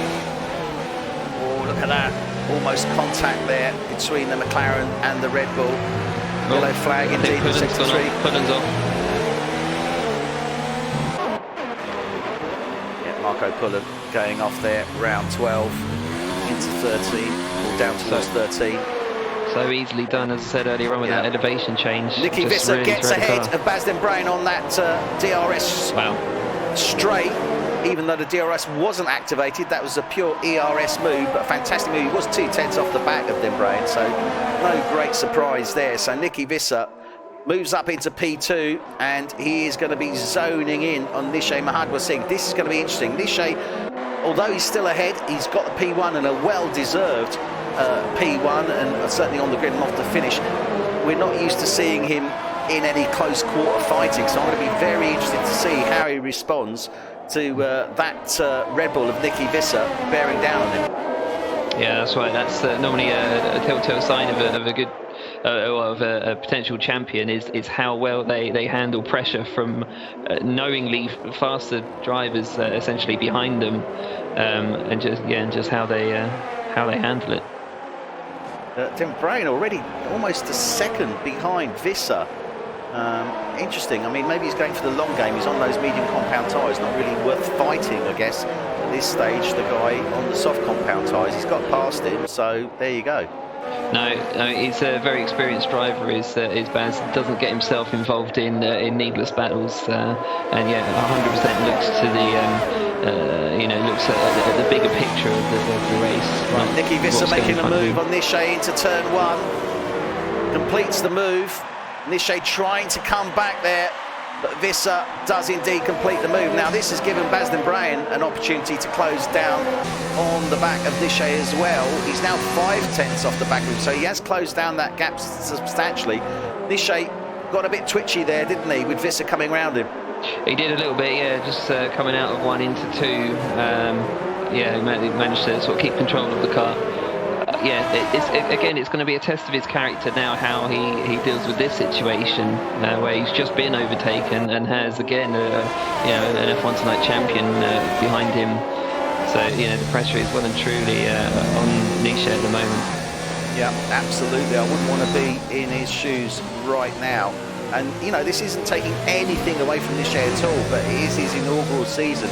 He hasn't got the same sort of race experience as the guys around him, has he? That's the thing. No, that's right. Even though he may be experienced himself as a racer, but he's not experienced within the realms of this league and racing with these guys, as many of them have been in the season since have been in the league since day 1. Yeah, absolutely. So Basden Brain is now 6/10 off. He's got the DRS. You can see him closing down now. He looks to make that move into turn 1. Nicely done. still side by side, and this is where Nicky Visser took Nishay as well. But Nishay coming back, he's not letting go. He's maintaining his line. He's forcing them Brain to go offline there to make the move. Yeah, it was well defended by Nishay, but ultimately it was De Bruyne who managed to make the overtake. That was mostly down to ERS management, actually. De Bruyne we know is known for being able to pace himself like that and use it at the right moment. Nishay was obviously low on ERS from the battle with Nicky. Yeah, absolutely. But he's staying in the zone there with him. He's still on the tail. He's got an opportunity to come back now out of 9. What can he do with this as they come down towards turn 10? Still 5/10 with him, so he's going to have another run as long as he maintains that gap on that start-finish straight. This isn't over, is it? No, definitely not. It's lap 5 out of 66, Eddie. Definitely not over. All right, okay, state the obvious, Adrian. Rub it in, why don't you? Oh, honestly. Okay, just a quick call out. If anybody wants to co-commentate for F1 Tonight NL, give me a shout. Position has suddenly become vacant. Am I getting someone else on? Oh, thanks. So, Nishay still keeping it respectable. I've got to say, he's staying with them Brain. I mean, that's a fantastic run there from Nishay.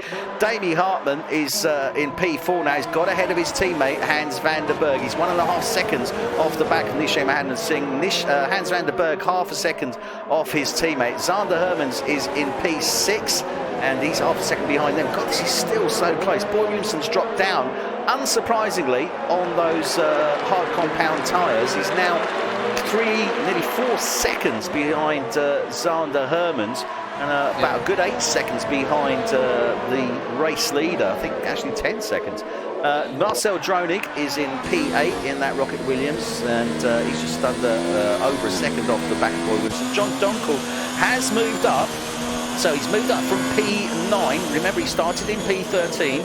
He is on those medium compound tyres. You've got to say, John Donkel, for his strat of unfortunately having to start at the back, so far it seems to be working, doesn't it? Yeah, it does so far. I think the restart has worked slightly against him because it means everybody's starting on fresh tyres, which he wouldn't have wanted to happen. Meanwhile, by the way, the Toro Rossos have actually switched places. Damien was ahead. Yeah. Now Van der Berg moves ahead of Hartman. Yeah. So John Donkel is now looking to zone down on the back of that Rocket Williams ahead of him. Peter Phillips in the Haas is in P10. Marco Pullen dropped down 1 to P11 in that Mercedes. Stappers, not the great start to this race for Stappers. He's down to 12. And Paul Poiret is in 13 for the Haas. He had that horrible incident right on the opening lap. Had to come in and get a new nose, but Correa had another incident just one lap ago, actually, out of I think it was out of turn 9. Spun the car around, unfortunately. Yeah, indeed, and Visser actually coming up on Poiret now, so he's actually going to be lapping him. And Poiret respectfully moving across there, doesn't want to impede, obviously, these lead drivers ahead of him. That said, though, Basden Brain is closing down there, but should be okay, I think, as they're coming out of 15 down into 16. Paul Poiret, a little bit of a twitch there as he comes round. I think Correa's setup is possibly to blame here for this, this performance. So Basden Brain easily past him there. Then comes Nishay Mohammed Singh. Nishay still 5/10 off the back. Now this is going to be problematic. He's now got Paul Poiret ahead of him. Poiret needs to move out of the way to let Nishay past. Indeed, he does. Good move there, but that has hindered a little bit Nishay. Yeah, a little bit. But Hans van der Berg now closing down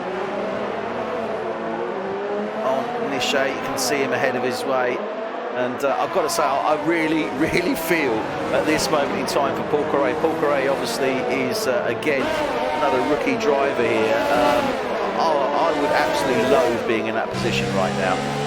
Yeah, actually holding up Hans Vanderberg at the moment as well. I know he was waiting until the straight to let him pass, but yeah, he may have lost about a second there. Yeah. So yeah, it's a horrible, horrible place to be at that moment in time. But there you go. You've got to learn, and let's be fair. It's a learning process and a learning curve, isn't it, league racing? Sander's gone off. Sander Herman's gone off at 10-12. Yeah, he did. He is back on track. He's coming round 12 now, down to 13.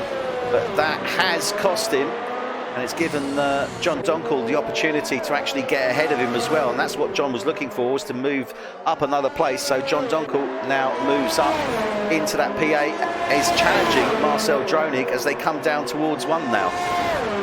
Yeah, should make it stick here. That should be quite an easy, straightforward move. Yeah, now moves up to P7. So John Donkel, so far, as we've said, it's working for him. He's charging through that field, started in 13. We're on lap 9, he's already up to P7. Yep, so far so good. We said he'd have to get up to about P5 before the first phase of pit stops. I think he's on course to do that, although he's got some very fast drivers in front of him, with the likes of the current champion Damie and Boy Williamson. Yeah, I don't think he's going to have too much of a challenge, to be brutally honest, against Boy Williamson. He's just coming round now. You can see Boy Williamson ahead of him. He doesn't have DRS as yet. But, yeah, because Boy's on those hard compound tyres, I don't think it's going to be too much of a challenge there. I don't know what your thoughts are. He's squirming a bit out of 11. Yeah, Boy and Paul Correa, actually, the only 2 drivers that are running underfueled at the moment as well. So again, Boy isn't going to be looking to challenge. Boy is definitely looking at the long haul here, isn't he? Yeah, definitely. Yeah, I mean, he's on those hard tyres. He is underfueled. He's going to make these tyres last as long as he can.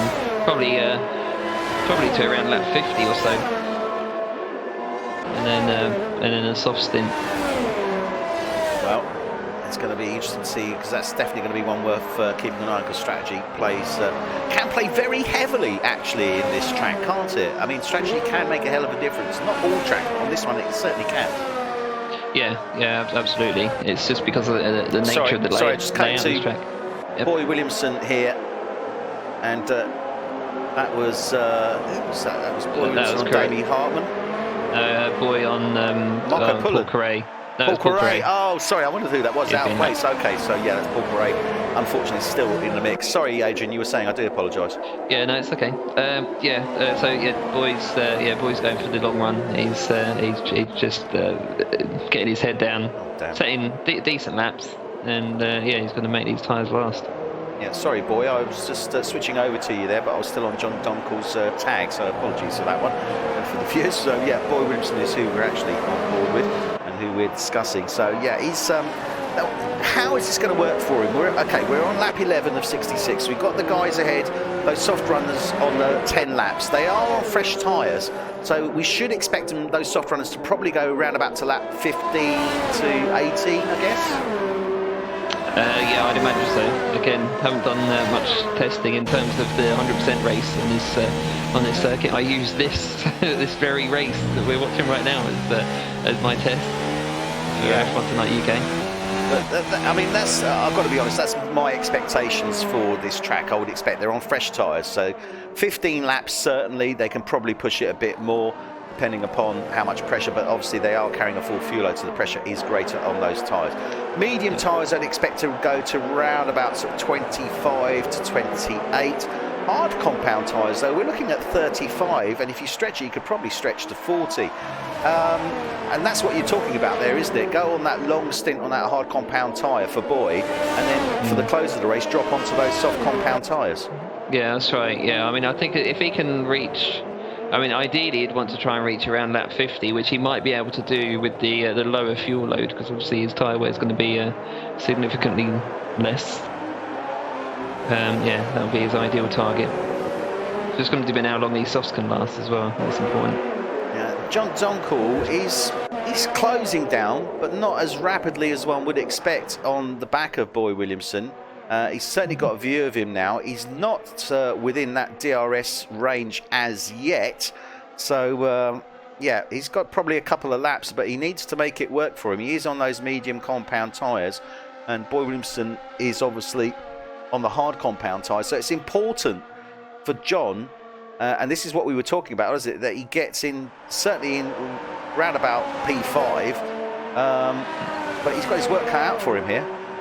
Yeah, he has, yeah. Interestingly, he's actually on 100% ERS and in mode 0. Obviously saving up for Christmas, perhaps. But Adrian, you've got to let it lie, Adrian. You've got to let it lie. For those of you who are unfamiliar with our, commentary and obviously F1 tonight, Adrian has a real bugbear with John Donkel, which is his use of ERS, isn't it?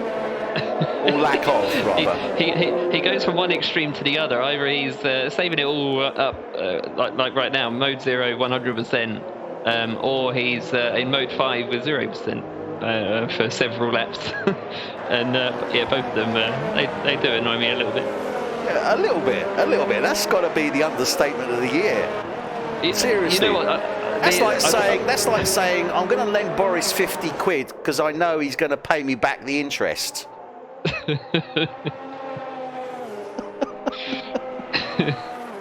I think he actually could be doing it for the reason that he wants to save the tyre wear on the rear tyres. I think that might be another reason to stay in mode 0. You see drivers do that when it's sort of in wet conditions as well. Or are you just looking for a reason, Adrian? I am just so I can go to sleep tonight. Right. Okay, we're going back with Nishai Mahadwal Singh here. He's got Hans van der Berg rapidly approaching the rear of his car. Those soft tyres are past their best. This is a great opportunity for Hans van der Berg to make the move on that DRS as they're coming down to 10. They're side by side. Round 10. Oh, Van der Berg goes round the outside. Nishai drops in. I've got to say, good move there from both drivers. Well done from Hans van der Berg, but I've got to say, good defence and keeping with it there for Nishai as well. Yeah, you can see some really good, really clean overtakes from drivers, as we frequently see in F1 Tonight races, both in the Dutch League and the UK League. And Paul Carre's had enough. He has retired the car. I don't know if that was a spin. I think it was a spin. Yeah, it's got a yellow flag in sector 2. That's unfortunate, but yeah, no, up the front, yeah, as I said, seeing some really good, clean racing so far. Got to say, I'm very, very impressed with Nishai so far. We're effectively a third of the way through. Sorry, a quarter of the way through this race. Get it right? Yeah, a quarter. We're effectively a quarter of the way through this race. Okay, he's dropped 3 places, but he's still in the mix. He's not a million miles off it. He's in there, isn't he? Yeah, long way to go yet. Long way to go. I think Nishai can pretty much write off this first phase, but there's still 2, maybe even 3 more phases, if you like, of the race to go. Yeah, long way yet. Absolutely, he has got a long way yet, but I feel inspired by Nishai tonight. Let's hope he certainly gets to the end of this race. And Van der Berg now is up into P3. And let's start having a look down that field. Davey Hartman in P5, starting to close down on Nishai. And Nishai's actually come into the pits. So Nishai into the pits on lap 13. And I suspect he's going to be going onto the medium compound tyre. Davey Hartman, therefore, moves up to 3. Nicky Visser into the pits as well. He's gone on to the mediums. Currently sitting in 4. He's got Nishai behind him. His teammate, Boy Williamson, now jumps up into that 4th place. John Donkel coming round now will then move ahead of him up into 5th. Nicky Visser coming out on track just as Zander Hermans is coming down as well. Nicky stays ahead, so Nicky comes out on those medium compound tyres in P6. John Donkel is currently in P5 on 14 lap old mediums. Then we've got Boy Williamson. He's now moved up to 4 on those hard compound tyres.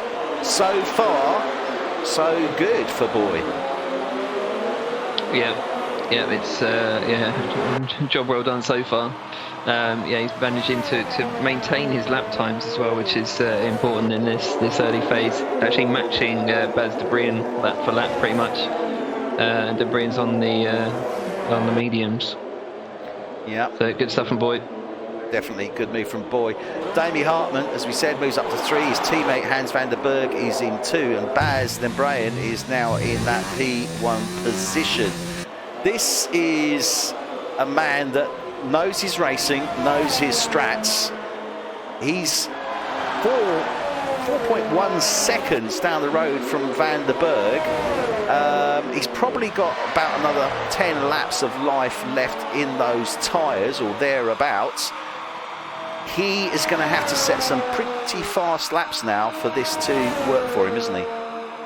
Yeah, and I think, well, we know he's capable of setting those fast laps, but yeah, as you rightly said, he's an experienced driver, very sort of in tune with the car in regards to his strategies, pace throughout the race, and just not sort of doing anything short term that might negatively impact his race long term. Yeah, absolutely. So let's see what we can see here.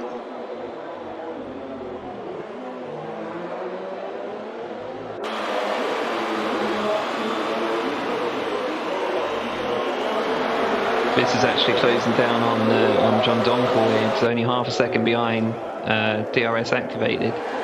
Won't quite make it work into 10. Well, let's have a look. Donkel's sliding around. That could be a sign of pressure. And yeah, that is definitely a sign of pressure there. Definitely a sign of pressure. Nicky Visser really starting to bear down, as you rightly say, on the back of that Ferrari now. And those fresh mediums, they're really working for him. Yeah, it should be an easy move. John just didn't have the traction out the last corner, and he has to concede the position. In fairness, he's not really racing Nicky, John. He's racing his own race, obviously fighting from the back. Nicky's starting from P3. Yeah, that's true, but it's still going to hurt to have Visser get past him. He didn't really want that to happen. No, he didn't. But I believe they will meet again later on in this race. I can guarantee it. Final stage. I think they're going to certainly come together probably around about the mid-50s, actually. Hopefully not literally come together. Yeah, hopefully. Well, yeah, but yeah, not with dire consequences anyway. Let's put it like that. So Nicky Visser is up into that P5 place. Remember, he's come out on a fresh set of tyres. He's got Boy Williamson, his teammate, ahead of him. Damie Hartman is now, as I said, he's in P3. Hans van der Berg is in P2. Toro Rosso still running pretty close. That gap now to De Brien has closed down a little bit. It's now just under 4 seconds. That doesn't bode well. De Brien really needs to open it up, but these medium tyres, we're still, obviously the soft runners have all come in now, so we're still waiting to get an idea, a gauge of how deep these mediums will go. I'm guessing round about, well, I'm guesstimating round about 25. They can probably go more. In the meantime, Nicky Visser setting the fastest lap so far, 1:23.600. Yeah, his teammates let him pass as well into 1. Boy just conceded the position straight off. No fighting. Yeah, so Boy lets his teammate through, Nicky Visser. But say Boy, yeah, but again, you're talking about, different races. Boy is on a different race here. He's happy to let his teammate through in this instance. Yeah, absolutely. As we said earlier on, Boy's on the sort of lower fuel loads, starting on the hard tyres. It's completely different. Oh, Peter Phillips has spun off. Peter Phillips actually on the grass at turn. Oh dear, yeah, Peter Phillips in the Haas there. That's turn 7 into 8. Or was that 3? No, that's 3. No, that's 3. It was turn 3. So that was turn 3. Peter Phillips unfortunately wrong foots it, goes off into the grass. But I'm just trying to have a look here. Can't see any damage at all on there. So he's come out unscathed other than getting rid of the grass cuttings on his tyres. Yeah, he's managed to get away with that, unfortunately. As I said earlier on, did lots of practice on this track with Peter. and yeah, he's really really enjoyable guy to race with. It's the first time I've spoken to him as well. I've been commentating on his races for 10 months, and yeah, just talked to him for the first time. 10 months? Is it really 10 months? It's been that long, yeah. Oh my God! Season 4 Hungary, that was in November of last year.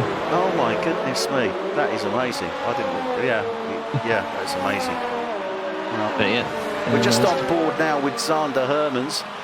We are on lap 19 of F1 tonight, Netherlands, Season 6, Race 5 here at the Circuit de Barcelona, Catalunya. And we are on board with Sander Hermans in the Rocket Williams, starting to bear down now on the Ferrari of John Donkor. This is going to be an interesting fight because both these guys are on equally old medium compound tyres. What do you think? Yeah, it's quite an interesting battle. I'm not quite sure who is going to come out on top.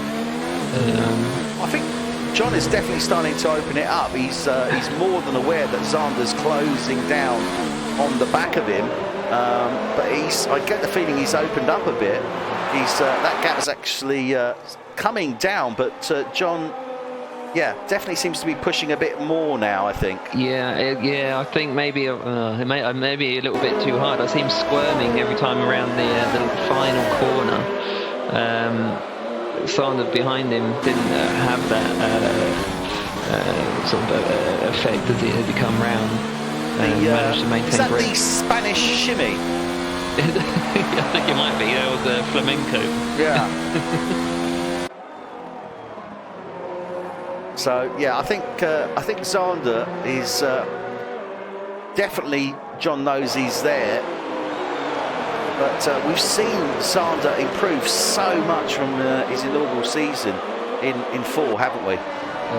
He's been absolutely phenomenal.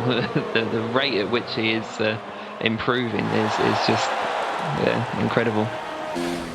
Yeah, and he's definitely going to put that challenge in. I think we're looking. I think we could be looking actually at the end of this lap as we go into lap 21. I think we could well see Sander Hermans. I'm not looking at the rear wing, but not for that long. Sander Hermans is going to be looking to make that move on John Donkor. I mean, he's 8/10 off. I think he needs to be around about 6/10 when they come out of turn 16. He's just about to hit that DRS detection. He's actually out of DRS there. He's out. He's just out of it. 1.034. He will not have DRS on John Donkor. This isn't going to help him. No, he has got it. He has managed to get. Yeah, it was a bit strange. It was definitely outside the 1 second. Definitely was outside. He has now closed down to 6/10. He needs to close down a bit more on track at this moment in time. I think he needs to get within around about 4/10 when they come out of that turn 9 down towards turn 10, if he's going to look to try and make the move there. He's definitely applying the pressure. I think he could be a couple more laps though before he actually gets to make the move. Yeah, it could be. Yeah, I think he wanted to get it done by now, but yeah, I don't think he's got too much of a problem waiting a couple of laps. But in the meantime, John Donkor is got closer to Boy Williamson, so he'll actually have the DRS on him. Boy could very much come into play. Oh, and John going wide out of that 9. And it's given Sander a chance to close down. He's taken a 10th out of that time. That's cost John. It might be time for John to come in, to be perfectly honest. Yeah, I've got to say. He's squirming around. He is on certain corners, certainly, but I think it's just the way he's laying down the power. And again, out of 12. A little bit of a shimmy there you saw as he got onto that straight. We could see John coming in. No, he's staying out. Just watching around this final bend. Not so bad there from John, actually. Not so bad. Managed to hold on to it. Hermans is within 4/10. This is a challenge. This is a challenge now. Which way are they going to go? And Boy Williamson ahead of him. Which way does he go? Yeah, Sander Hermans. Again, even though Boy is not really sort of racing these two guys, this is a battle for position. They're just not on similar strategies, but obviously Boy will not want either of these guys to pass him too easily. No, definitely not. And this is going to be very interesting indeed how this pans out, because Hermans is now under 5/10 behind Donkor. If he maintains that, round 7, 8 into 9. This is going to be quite something, because Boy has obviously got the DRS of John Dunkel behind him that's going to come into play. So let's have a look at this. And again, out of 9 there, John just... that setup is quite loose, I think. He's looking at that straight line speed on that Ferrari, isn't he? Yeah, and that's the thing as well. It's very difficult to make a DRS path on a driver who has also got DRS. Yeah, absolutely. There's kind of like a terminal velocity, I suppose, with these cars. Once you reach a certain speed, doesn't matter how much downforce you've not got. Oh, John, very out of shape there on the penultimate corner. Definitely, Sorry. And this has given Zander Hermans a fantastic opportunity here to get past John Dunkel. Is he going to be able to take advantage? He makes the move, gets alongside him as they come down towards turn 1. They're side by side, round 1. Dunkel has to slip in behind, and what a great move there. Oh, and he just nudges him. He just nudges him, pushes Zander Hermans. Oh, dearie me. What does he do now? Does he give that position back, surely? Yeah, difficult one, isn't it? Yeah, I think I would. Personally, I had a bit of a strange view. I was in the, sort of the long range spectate camera. Yeah. But I think the stewards will want to have another look at that, certainly. Yeah, I mean, there definitely was a nudge. There's no two ways about it.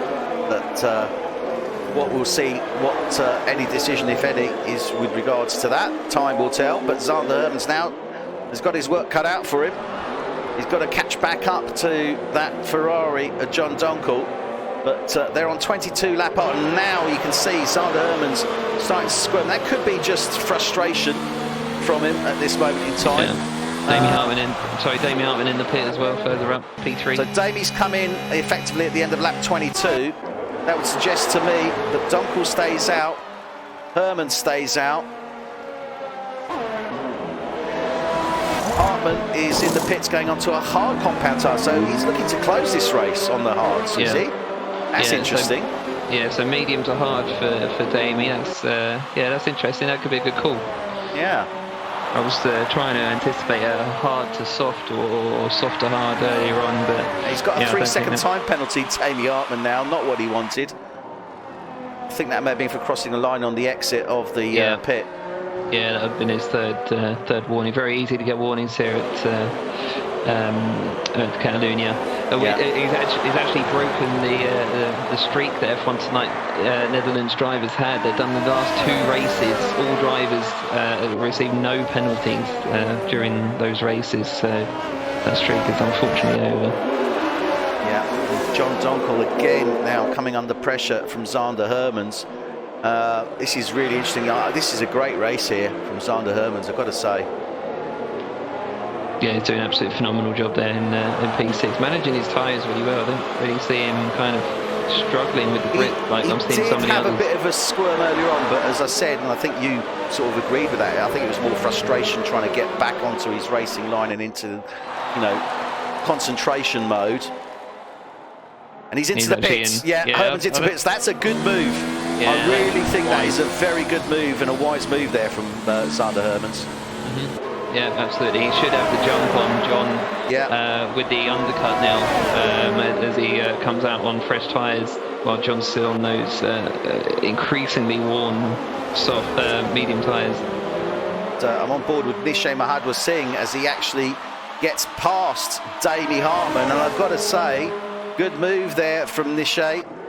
So Nishay Mahad was saying gets past Damie Hartman, moves up into P6. That's that was a good move. Yeah, that'll encourage him as well. I know Damie's on the harder compound, the hard tyres versus Nishay on the mediums. But it's always good to overtake a driver on track, especially when it's the current champion. Yeah, absolutely. Damie Hartman is in P7. Zander Hermans is now in P8. He's on those fresh compound medium tyres. Obviously, a number of the drivers starting to come in now, so we'll have a little resume of where they are and where we think they're going to be once these pit stops pan out. Yeah, Stappers gets past Peter Phillips. Van der Berg just got a time penalty for speeding in the pit lane, 5 seconds. He's actually onto the soft tyre. Ah, now that's interesting. So, Hans van der Berg has pitted in the meantime from 2, comes out. Now he's alongside John Donkel there, but he should make pretty short work of the Ferrari. He's on 25 lap old mediums. Van der Berg is on a lovely fresh set of softs. So, meanwhile, just up front, boys just let his teammate pass for the 2nd time this race. Yeah, so he's effectively been lapped now by his teammate. No, that was a pass for P2. Oh, right, okay. Yes, sorry, it was. Yeah, sorry. Yeah, what was I saying? Lapped, yeah. Because they've pitted. That's where it was. Hans van der Berg still on the back. John Donkel should make short work of him here out of 9, I would have thought. They're coming down towards 10.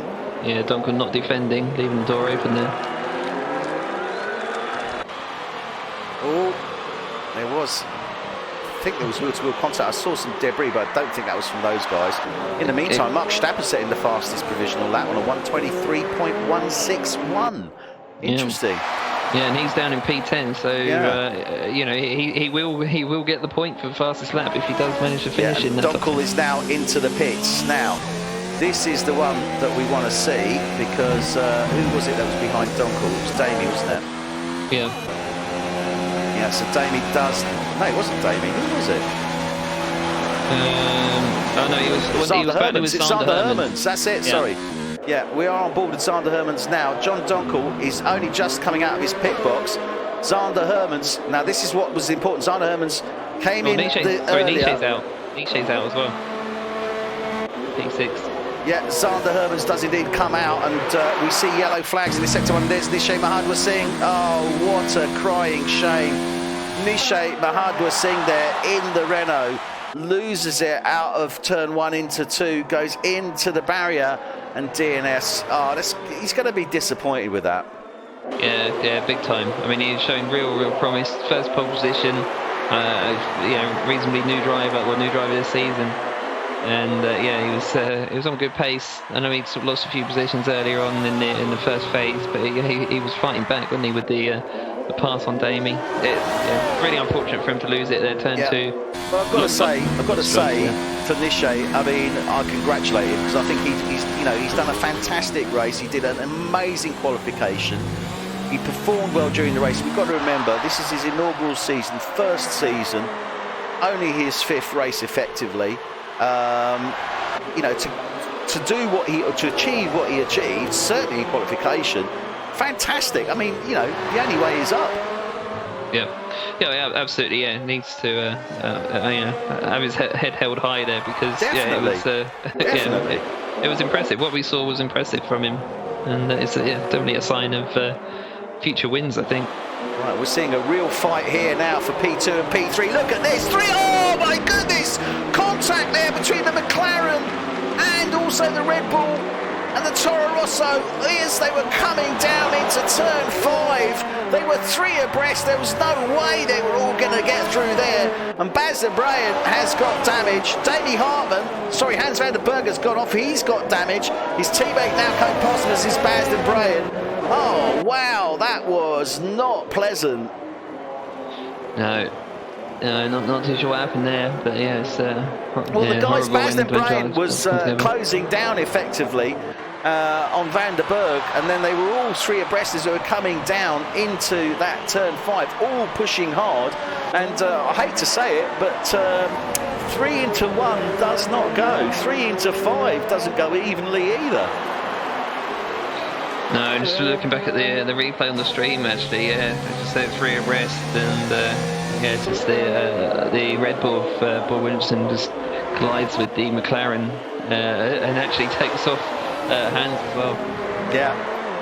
Paul Williamson does stay out on track. He hasn't got any front wing damage. Damie Hartman came through okay. Hans van der Berg has stayed out. And again, he doesn't look like he's got any front wing damage. So they've survived that one. Unfortunately, Baz Den Brian hasn't. He's come into the pits and he has gone onto a fresh set of mediums. gonna make it, surely, are they? I don't know. I mean, he's always got the option of going onto the softs, I guess, to close. But I'm looking at this and I'm thinking, Brian, 37 laps.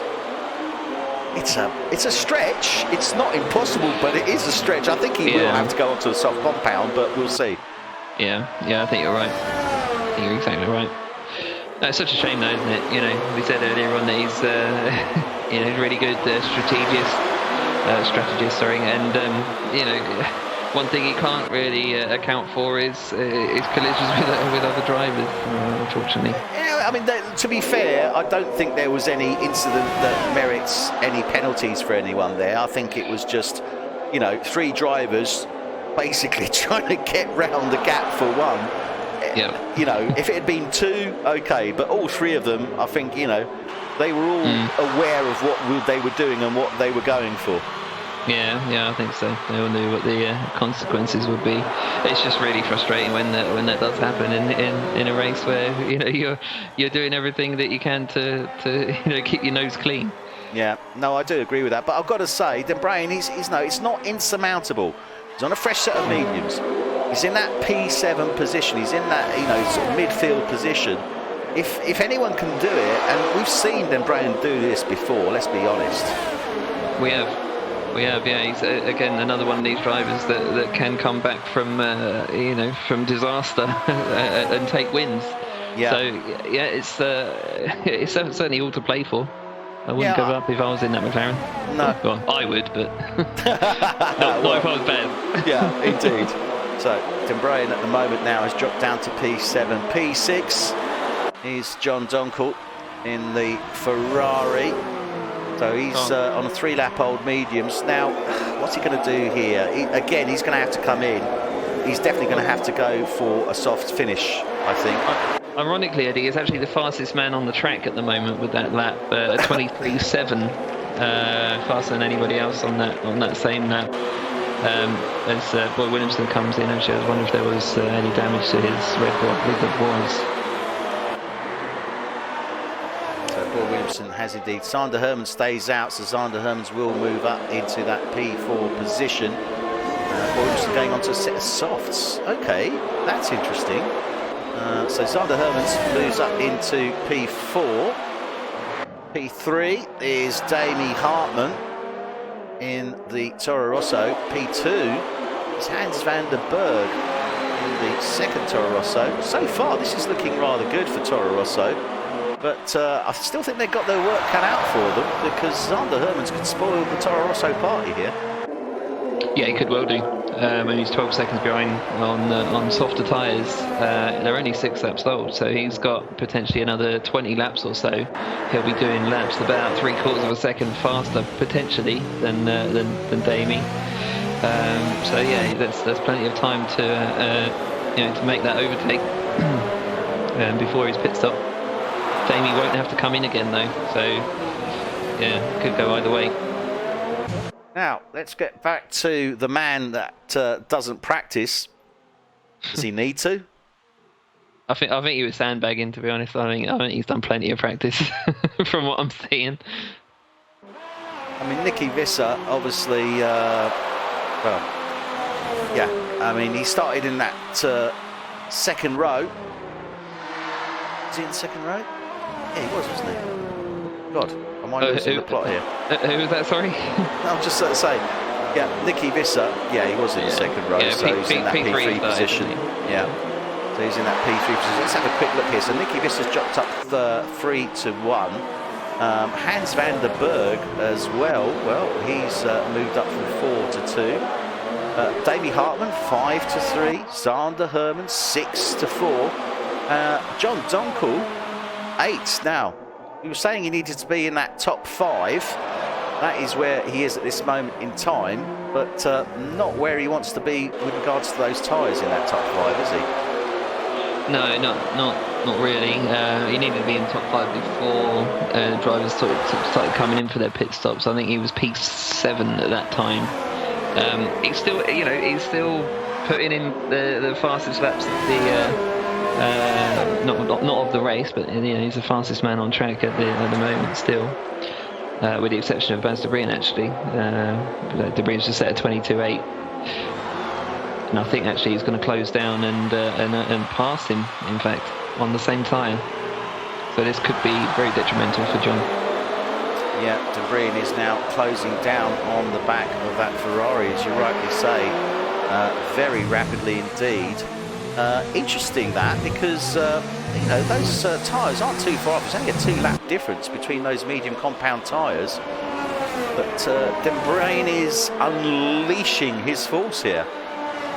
Yep, yeah, well and truly. And I wouldn't say De Bruyne is driving angry, but considering that he had to come in 2 laps after his first pit stop to replace his wing. I think he might be driving with a different head on. Yeah, definitely. And it always makes a difference, as we so often say it, but it is so true when you can see your target ahead of you. You can see that you're closing down that gap. It just seems to give you even more encouragement, doesn't it? Yeah, absolutely. Boy, Williamson though is really setting some pace on those brand new soft tyres. Yeah, well, he's 3.5 seconds off the back of De Bruyne at this moment in time. Let's see where he is when they get on to the start of lap 35. So this is F1 tonight, Netherlands. We are here in season 6, race 5 at the Circuit de Barcelona, Catalunya. On board with Baz de Bruyne. We're over halfway through this race now, and it's been an amazing race, amazing start to the race. Nishay Mahad was seeing in the Renault, did a phenomenal qualification, got into that P1, fought very, very hard, but unfortunately DNF'd out of turn 1 into 2. Marco Pullen hadn't really been the race for him, started in 10, wasn't really working out. He DNF'd around the track as well, as did Paul Poiret in the Haas. But Baz de Bruyne, he's a man with gritted teeth at this moment in time. Race hasn't gone according to his ideal plan. He's doing damage recovery at the moment, and he's closing down on John Donkel at a phenomenal rate. Absolutely amazing. Look at this. He's now under 4 tenths behind him. Yeah, and again, this is something that John wasn't anticipating on seeing at any point, was an angry McLaren behind him at the halfway point of the race. But it's what he's got, it's what he's going to have to deal with, unfortunately. Hopefully it won't impede his strategy too much. Baz de Bruyne right on, really taking in big gulps of those Ferrari exhaust fumes at this moment in time, and he is a man on a mission here. Look at this, under 4.5 tenths behind. 5 tenths as they cross the DRS. Sloppy exit from John. This is going to be the definitely. He's under pressure. Look at this. De Bruyne getting ready to pounce and make the kill. There you go. There comes the move. Comes down into 1. Donkel just slots in behind him there. Nearly contact. yeah. Well, no comment. But Baz de Bruyne gets ahead. Oh, and John Donkel goes very wide out of 3. Round 3. That's the effect of the dirty air in that turn. So De Bruyne now 9.8 seconds behind his next target, and that is going to be Zander Hermans as he comes down towards turn 10 in that Rocket Williams. And another great race from Zander. I know that we've said it before, he's really becoming the complete package, and such a difference from season 5 to season 6. We've spoken about it already, but definitely impressive. Davey Hartman in the Toro Rosso, lest we forget, season 5 champion, is in that P3 place. He's had a good season so far, not quite the start he was looking for, but we're seeing a little bit more of season 5 Damie here, I think, this evening. Yeah, a little bit more. As I said, it hasn't been hasn't been spectacular, his start to this 6th season in F1 Tonight Netherlands, but he's definitely showing some pace here at the moment. In fact, this race last season, the battle was between John Donkel and Damie himself for P1, and John was able to hold him off despite being on harder and older tyres. It was an absolutely stonking performance from John, and equally impressive from Damie. The two of them were some distance ahead of P3, if I remember. Yeah, they were. So yeah, definitely. I think his mojos are coming back. Then we have P2, Hans van der Berg. Again, another driver that, season 5 was his inaugural season. A lot of ups and downs, but we could see the promise there, couldn't we? We could see the raw potential of Van der Berg, and he does seem to have reined it in a little bit more. There seems to be more control from Van der Berg in this season 6. Yeah, that's exactly what I was about to say. Yeah, definitely more controlled, more able to pace himself. In his inaugural season, I compared him to to being a bit of a sort of 5-lap specialist, because he'd just push it for in 5-lap stints for as long as he could until the wheels come off, which isn't typically the way to go in 100% races. You do need to pace yourself for the long haul, which he seems more able to do now, which I think we're going to see him win more than one race this season. Yeah, no, I totally agree, and putting in a great performance so far this evening. Then obviously Nicky Visser, our championship leader, leading the race. He has lost time there, because Van der Berg only 3 seconds off the back of him. He has lost time. He's come off somewhere? I don't think he's come off. He's setting 23.9s, which he's been doing pretty much since he got on those medium tyres. 24.2 actually that lap. Hans behind him is just at a 23.2, gaining a second a lap. But he'll only be able to do perhaps 3 or 4 more laps on these softs before he comes in. Yeah, I was about to say, he's not going to have too much left on those soft tyres, Van der Berg. No, but importantly, Nicky's done 23 laps on those mediums. There's still 28 laps of this race to go. Did Nicky start on the soft tyres? I don't think he did. I think he started on... No, he did start on the softs. No, he did start on the softs, yeah. He came in off the softs. We've seen the previous stint of drivers on those medium compound tyres come in round about the end of this lap up to, I think it was 24. I don't think anybody went to 25 laps on those mediums. You could stretch out a little bit more, obviously, in this middle stint, but not by much. Maybe a couple of laps. Yeah, I'd have thought so. Just depends how you drive the car, how much fuel you've got, and what your I'm on board with Visser now, and he's definitely looking a little bit twitchier, and Van der Berg is definitely closing down at a rate of knots here.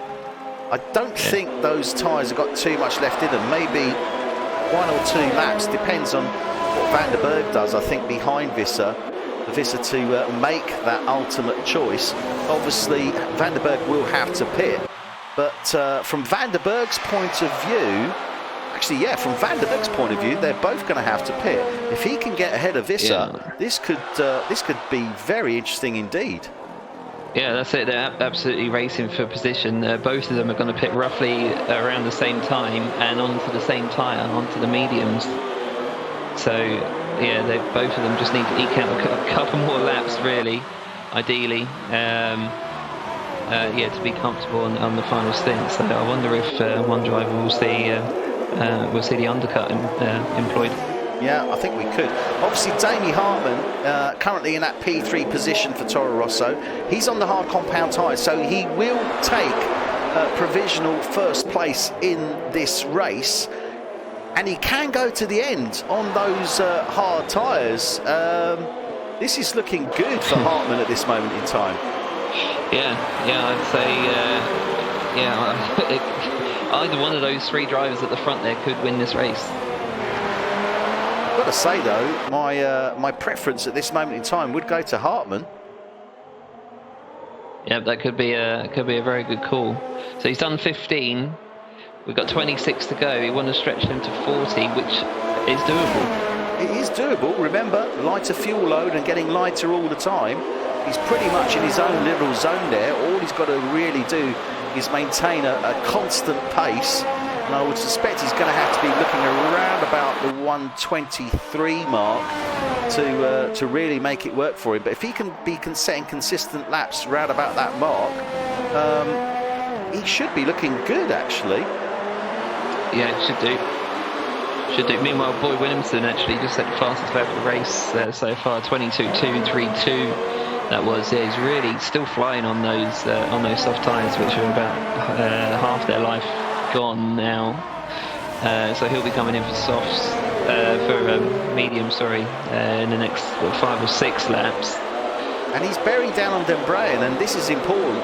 Again, obviously track position always important, but he is going to have to pit. Dembrain, we think, will have to pit, but we're going to see. I think actually this could tell, because Williamson is definitely closing back down on the back of Dembrain. If Dembrain, in my opinion, makes it easy, he's going to go to the end of the race on those medium tyres. If he doesn't make it easy, he's going to be coming in and going onto a set of softs. Does that make sense? Yes, it does. Yeah. And speaking of coming in, actually, Vanderberg's in now. 25 laps to go. 26, including this one. So Vanderberg's come in. He's going to be looking to try and make that cut, isn't he? I think on Hartman. He had on Visser. He had a 5-second stop go actually from earlier as well, from speeding in the pit lane. That's going to cost him. That is going to cost him. Definitely going to cost him. Boy Williamson coming down now. You can see coming out of the pits. I think that's Vanderberg, on the medium. So he slots into P6 behind Boy Williamson. He won't have wanted that. No, he would have wanted to, but then again, he wants to be ahead of these two. He does want to be ahead of these two, but that said, they've got a battle going on here. I wouldn't want to be ahead of them in that battle, if you see what I mean. I think he's actually in a better position there, funnily enough. Yeah, but I suppose if they're battling, they're both going to be slightly slower than they would normally be, which is going to slow him down. I mean, you'd just rather be clear of it. Yeah, no. Yeah, I can see where you're coming from on that. Now, this is still out on those medium compound tyres, 26 laps. He's coming round now. Yeah, he's going to be starting lap 27 on those. So he's feeling in a more comfortable position here. Pit stop wise, it is relatively quick here, isn't it, at Barcelona? Yeah, it's about 22 seconds, I think it is. Yeah, I'd say, 22, maybe slightly less, but it's going to be somewhere in that sort of window. Visser at this moment in time, looking strong, but I'm just looking on here, I think he's still going to come out behind Hermans. Yeah, I think he will. Damie has to be looking to be the favourite at the moment now. Yeah, I longer this totally race, agree. the longer this race goes on, the more I'm inclined to agree with you now. Yeah, I think that was an inspired move of actually going on to those hards at that time, and that's always the thing. It's always, you never know what's going to happen. You can obviously plan for it, but I do think that was quite an inspired move to go at that stage, that early onto those hard compound tyres. Yeah, and I think I probably shouldn't mention it too much, but the restart, the unfortunate restart, I think that's actually worked in Damie's favour, because it allowed him to start the race on fresh tyres, which meant he can take them that bit further. I know what you're saying on that, but to be fair, and Visser's in. So Visser is in now. Now this is important, because what we need to have a look here, we know Davey Hartman is going to take that P1 position. It's Zander Hermans that we're looking at here. Now he's coming down round 14 now. This is the man we want to watch, but also Dembrain. He's only 3 seconds behind. I don't think Dembrain's going to get out in front, or going to stay in front of Visser. Hermans will. Yeah, and you can see Visser just coming out there. So Dembrain coming down. Visser is ahead of him, and substantially ahead of him there. So that's good. Visser's happy. Visser's going to be happy with that. He's come out ahead of Dembrain. And poor Vanderberg as well. He's further back there in P6. He would have been about half a second behind Visser. Yeah, but at the end, it's that 5-second penalty that he had. But equally, you make the mistake, you pay the price. I could not have said it better. Literally. So, yeah, Hans van der Berg. But I still think he's in with a good shout. Remember, he's got Boy Williamson ahead of him on 12-lap-old soft compound tyres. Yep. He's on a nice, fresh set of mediums. This is going to be very interesting indeed to see how this now pans out. Yeah, effectively both of those drivers will have to pit. Baz probably won't, but yeah, they should pit ahead of him. I think you just rather them get out of the way sooner rather than later. Right, Visser is now bearing down on Zander Hermans. No great surprise. He's on a nice fresh set of mediums. Hermans ahead of him on 18-lap old mediums. Trying to break the toe there, Hermans, as they're coming down that start-finish straight. DRS there activated from Visser. Pulls out now into turn 1. It's about the 4th overtake we've seen from Visser at turn 1. Yeah, lovely move there. Nice, clean move. Gets ahead of Zander Hermans, but he's 15 seconds off the back of Dami Hartmann, and there's 20 laps remaining. This is going to be close. This is going to be very close indeed. Yep.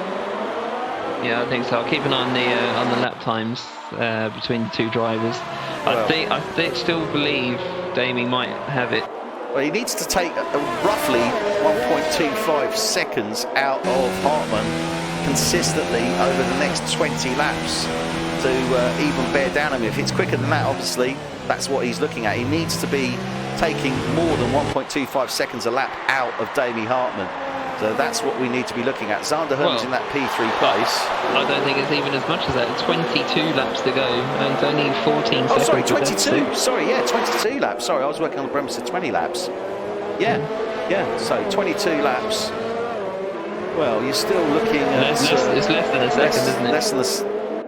Less than a second, yeah. No, it's not. Is it? No, it's not. Yeah, because we've got fewer seconds left than laps. Or fewer seconds difference than laps. Sorry, yeah, you're right. I was doing the calculation completely the wrong way. It's actually 3/4. You're doing the denominator on top of the denominator. Yeah. I was doing it completely the wrong way round. I was doing it the reverse way round. Yeah, so it's actually, as a decimal, 75 or 75% basically. So that's what he needs to be hitting. That's it. So he gets under 8 tenths. Really he needs to be, I guess, under 7 tenths per lap, and that is certainly doable on those tyres, isn't it? Well, he just gained a whole second on him on that last lap, and set the fastest lap of the race. Yeah, so there you go. There's your answer. So this is going to be very interesting indeed for Nicky Visser. Zander Hermans, as I say, but Zander's keeping it nice and tight to Visser. I've got to say, he's got Dembrain obviously coming down him, and that's where I was a couple of seconds ago because I was looking at that little fight. But equally, Williamson is closing down on the back of Dembrain, but maybe he's got 3 or 4 laps left on that. Because these softs don't seem to be running as deep as we initially thought. They seem to be like 2 or 3 laps down, really, don't they? Oh, yeah. Oh, John Donkel's gone off sector 3. That's turn 12. Yeah, turn 12. That's the second time he's done that on this race, isn't it? If I remember correctly. I think he went off earlier around there. He had an issue around there. John Dunkel. Look, he's in P7. 20 laps remaining. He's on 18-lap-old mediums.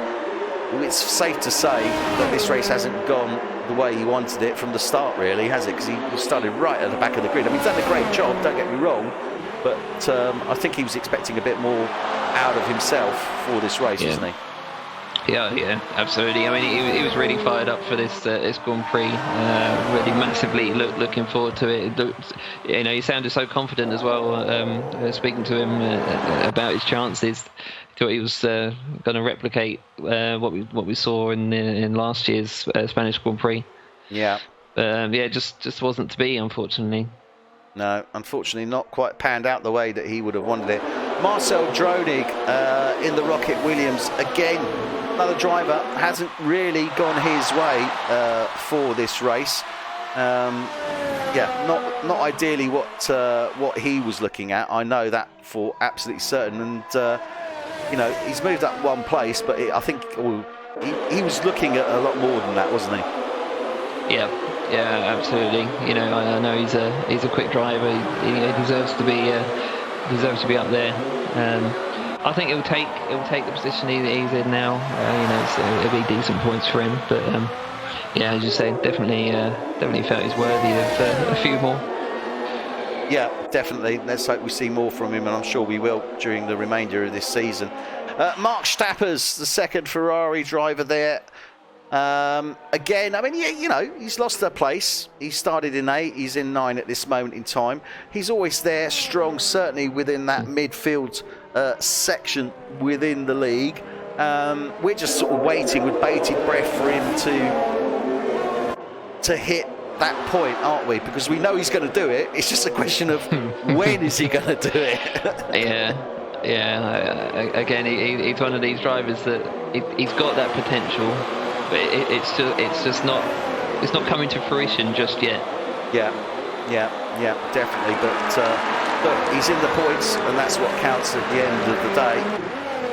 And indeed, everyone's in the points because we only have 10 drivers remaining. Peter Phillips in the Haas. He's happy. Okay, he started 12. He's gone up to 10. It's a good race. He's in the points. Yeah, he's always there, Peter. I've got to say, he may not be a guy that we may focus a lot on. He may not be a guy that we always see up there, but he's always there. Sorry, Damien's in the pit. Yeah, Damien has now come into the pits, and Paul Williamson. We thought Damien was going to take those hards to the end. We did. I am somewhat surprised by that. Maybe he feels that he's just losing too much time, but what's he going to go on to? That's the question. Well, he's come out on the medium tyre with 18 to go. 19, including this one. Okay, so he's gone on to the medium tyre. I think Damie, why come off those hards? He must have been having an issue there, or he was just losing too much time, or maybe Jeff. Yeah, he lost 3 seconds actually on that last lap. I was going to have a look back at the stream, see if we can spot something. Well, actually, looking at that being the case, he would have undoubtedly dropped down to P4. That being the case, he's now in P5. He's on a fresh set of mediums, and he's just over a second and a half off his teammate, who's on 7-lap-old mediums. So, in fact, if you look at it, he had nothing to lose and probably more to gain. Yeah, that's a good call. Yeah, he wasn't going to be silly and try to take the win at the risk of completely wrecking the car. I mean, it's a sensible call. I mean, he's still running in P5. He's got 2 drivers within 2 seconds ahead of him. So, it's a podium on the cards here at least. Buzz Debreen is a little way further up, but he's on really old medium tyres. So, he's going to have to pit again anyway. I think it could be P2 actually for Damie. Yeah, I mean, we were looking at whether Debreen would stay out on those mediums. I think we can take it as a pretty much a certainty, 99.9% certainly. He's going to have to come in and go on to those soft compound tyres, isn't he? Yeah, I thought so. So Debreen's going to pit in. Herman's going to pit in. He's only got to really overtake his teammate. Yeah. Vandenberg. Yeah, indeed, because Zander Herman's on 24-lap-old mediums. He's definitely... Stappers picking up a 10-second time penalty. My goodness me, what was that for? That was a big cut. I think that was a turn 9. Yeah. So I've got to say, Toro Rosso on the closing stages here, looking very strong for this Spanish Grand Prix. Yeah, they are indeed. I said earlier on at the start of the race, really, that the Red Bulls and the Toro Rossos both had their teammates nearby to not so much protect them, but just act as a little bit of a buffer. We've seen good team tactics employed by the Red Bulls, especially. Yeah, Don't know if we're going to see the same thing from the Toro Rosso camp. Obviously, Hans is entitled to his P4. It's not quite the same situation as we saw with the Red Bulls, so it'll be interesting to see what does actually happen between these two. Yeah, actually saying that, it will be very interesting because, as I said, obviously Davey, change of strategy there, but we can understand that, and we can see that obviously that a number of guys might be going deep on those on. He's come in, gone on to a fresh set of mediums. He's now behind his teammate. He has closed down the gap roughly by about 3/10 over a couple of laps. Van der Berg obviously slowing down somewhat as he's closing down and bearing down on the back of Hermans, and Hermans equally on the back of the grain. I don't know, in all sincerity. Yeah, I'm just thinking. I've got to be honest. I cannot see Van der Berg for the team allowing Hartmann past him. I don't think he's going to make it easy. No, I don't think he will. While we were talking, by the way, Boy Williamson's just got past John Donald for P6. A little bit of, my dad would use the word argy-bargy between the two drivers. A couple of moments of contact. I don't think there was any damage for either car, but certainly some fierce wheel-to-wheel action between the two guys there. So, Boy Williamson around that third sector, or sorry, probably the middle sector, no, it was the third sector.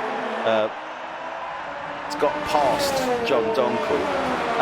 Obviously important for Boy as well to do that, to try and get up those points and try and emulate as much as he can his teammate. Davey Hartmann, obviously in that P5 position, looking strong. He's now 7/10 off the back of his teammate. Sorry, it's a bit of a real battle going on for P2.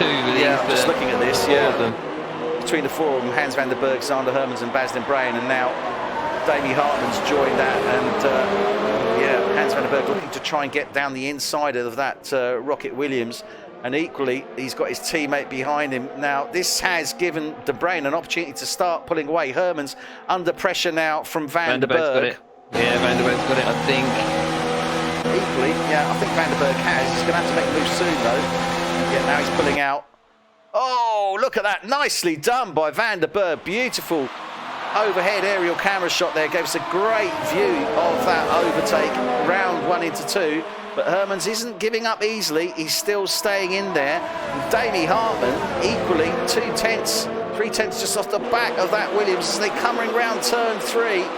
This is going to... Are we going to see 3 into 5 again?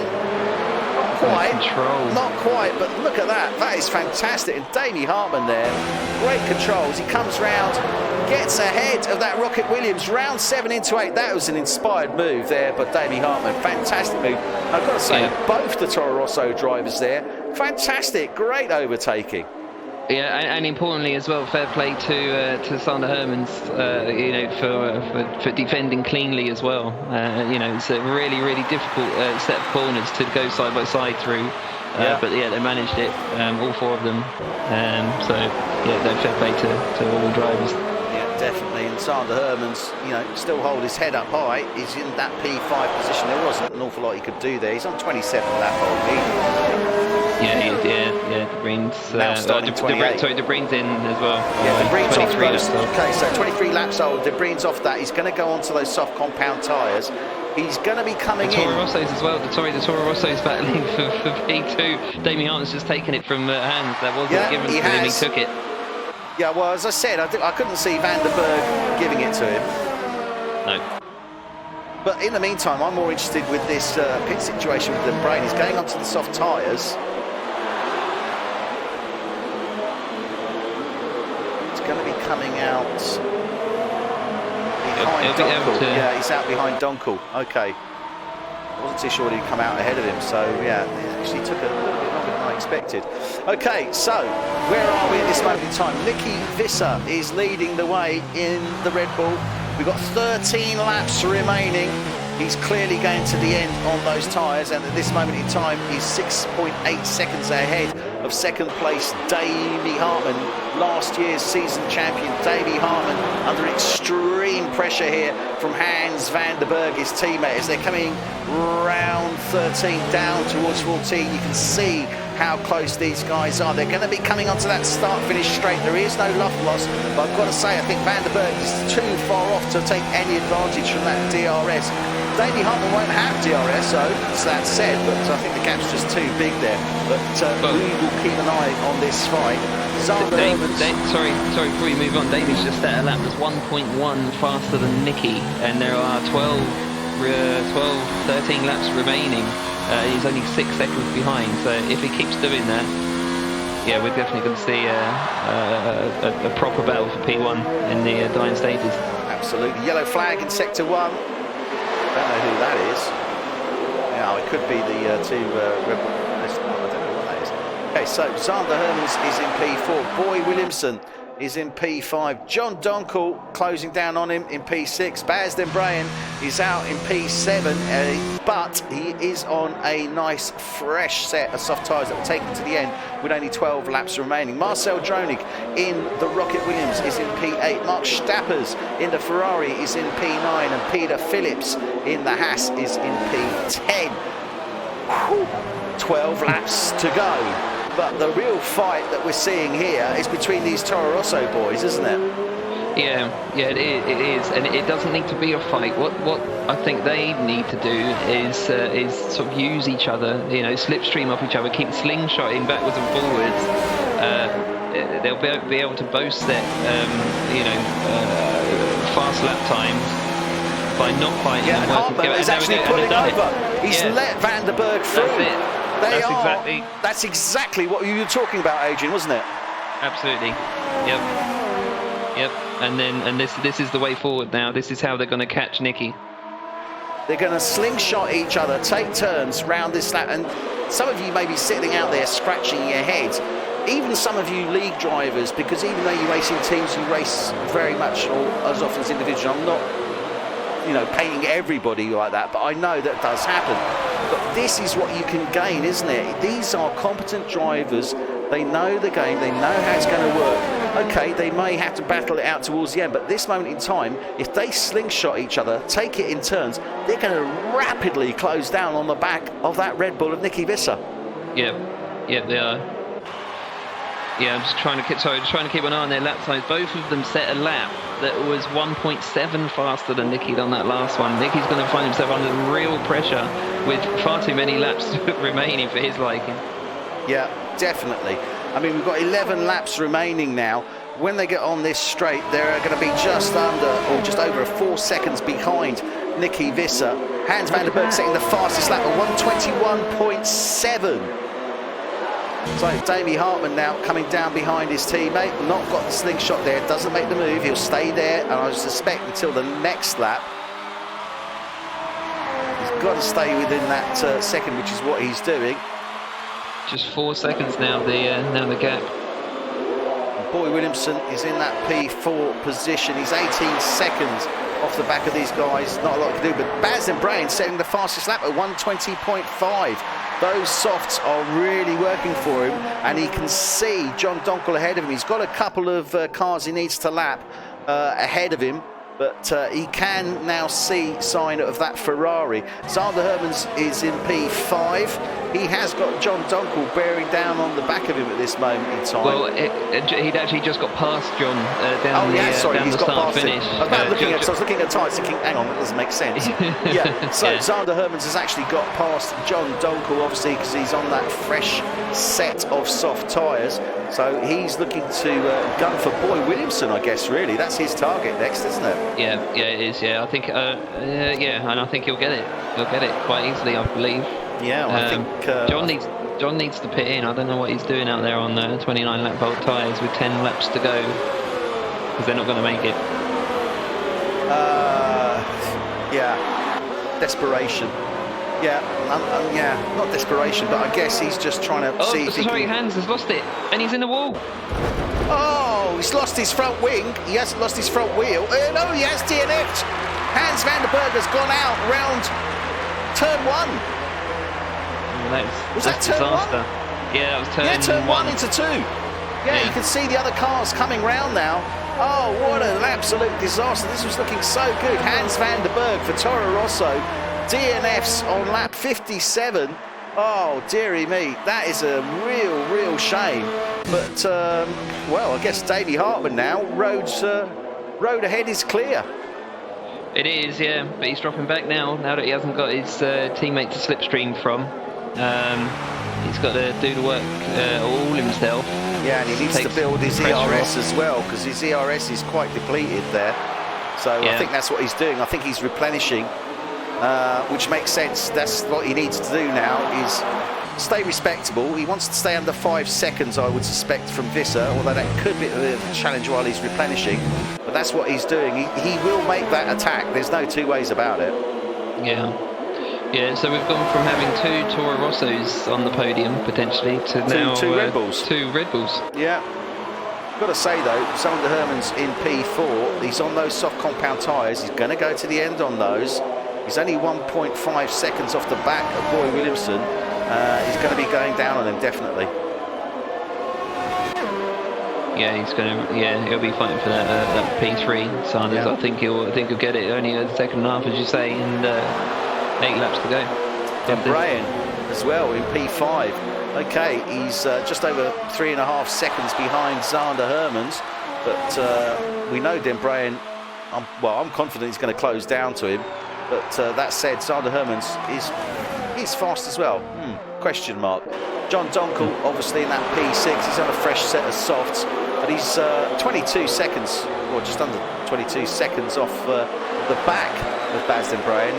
I think he's got a challenge in hand if he wants to get into that podium finish, but obviously he is still in the points, as I've got to say is Hans van der Berg as well, lest we forget. Yeah, that's right. Yeah, he'll finish, inverted commas, finish the race in P10. Yeah. He will take that point under the current season's ruling.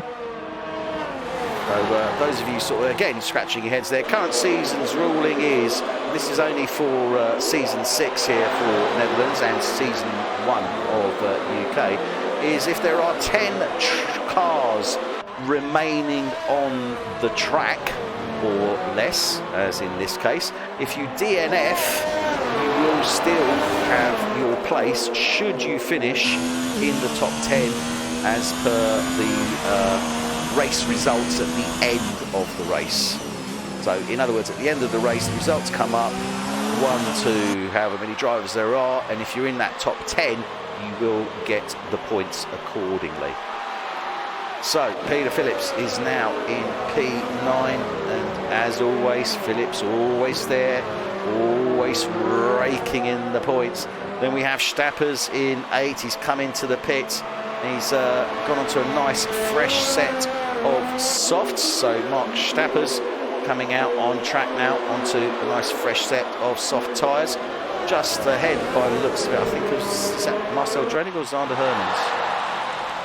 It's Hermans. No, it's Hermans. Yeah, it's got to be Hermans. So he's got Sander Hermans there, just in front of him. Marcel Dronig in the Rocket Williams. No, it was Marcel Dronig. Yeah, it is Marcel Dronig that's behind him. So Marcel Dronig is in P7. Then we have John Donkel, as we said, in that Ferrari. He's currently in P6. I think he's got a challenge in his hand if he's going to even attempt P5. So I think P6 is more than likely going to be his finishing place. I know Donkel's going to be disappointed with that. Then we come on to Dembrain. So we're into the top 5. He's losing time, actually, to Hermans, because Hermans is challenging Boy Williamson. Just got ahead of him, actually. Just missed that as they were coming round 2 into 3, I think it was. No, they're coming round... Oh, dearie me. Boy Williamson going wide as they're coming down round 5. So there was a position change, albeit temporarily. So Sander Hermans definitely applying the pressure here to Boy Williamson. Should make pretty short work of him out of 9, if not certainly on the straight, shouldn't he, Adrian? Yeah, that's right. Yeah, sorry, I'm just having to turn my TV back on because that message come up again and it went off. Seriously, Adrian. I need to fix that. Yeah, see, I've got that. I've got to say, I shouldn't say this, but I'm going to say it anyway. I've got a Panasonic. Love it. Absolutely love it. And it does give you 3 warnings before it actually cuts out. Just want to point that out to you, by the way. Yeah, well, the warning came up. It said I've got a minute, and I was scrambling around for the remote trying to... Panasonic, they give you, half an hour, and then they give you the countdown. So, it's a good... Yeah. For my money, invest in a Panasonic. By the way, Panasonic, the check better be in the post.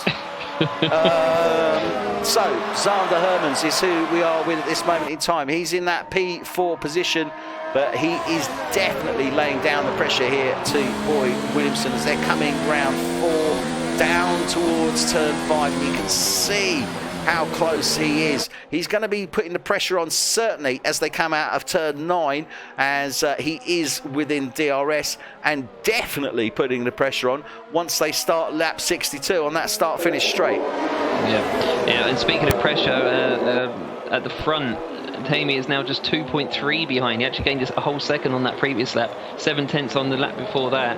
Yeah, he's really piling on the pressure, and is able to build up his ERS a little bit more than Nicky as well. So Damie Hartman now only, just under 2.6 seconds off the back of Nicky Visser. There are 4 laps remaining for this F1 tonight, Netherlands, Season 6, Race 5, the Spanish Grand Prix here at the Circuit de Barcelona, Catalunya. We are on board with Damie Hartman, Season 5 champion, as he closes down on the current Season 6 lead driver. And this is very, very important for Damie. He's not had the best of seasons, as we were saying so far. It hasn't been terrible, it's been okay. But this could really lift him, couldn't it? If he could get the win here.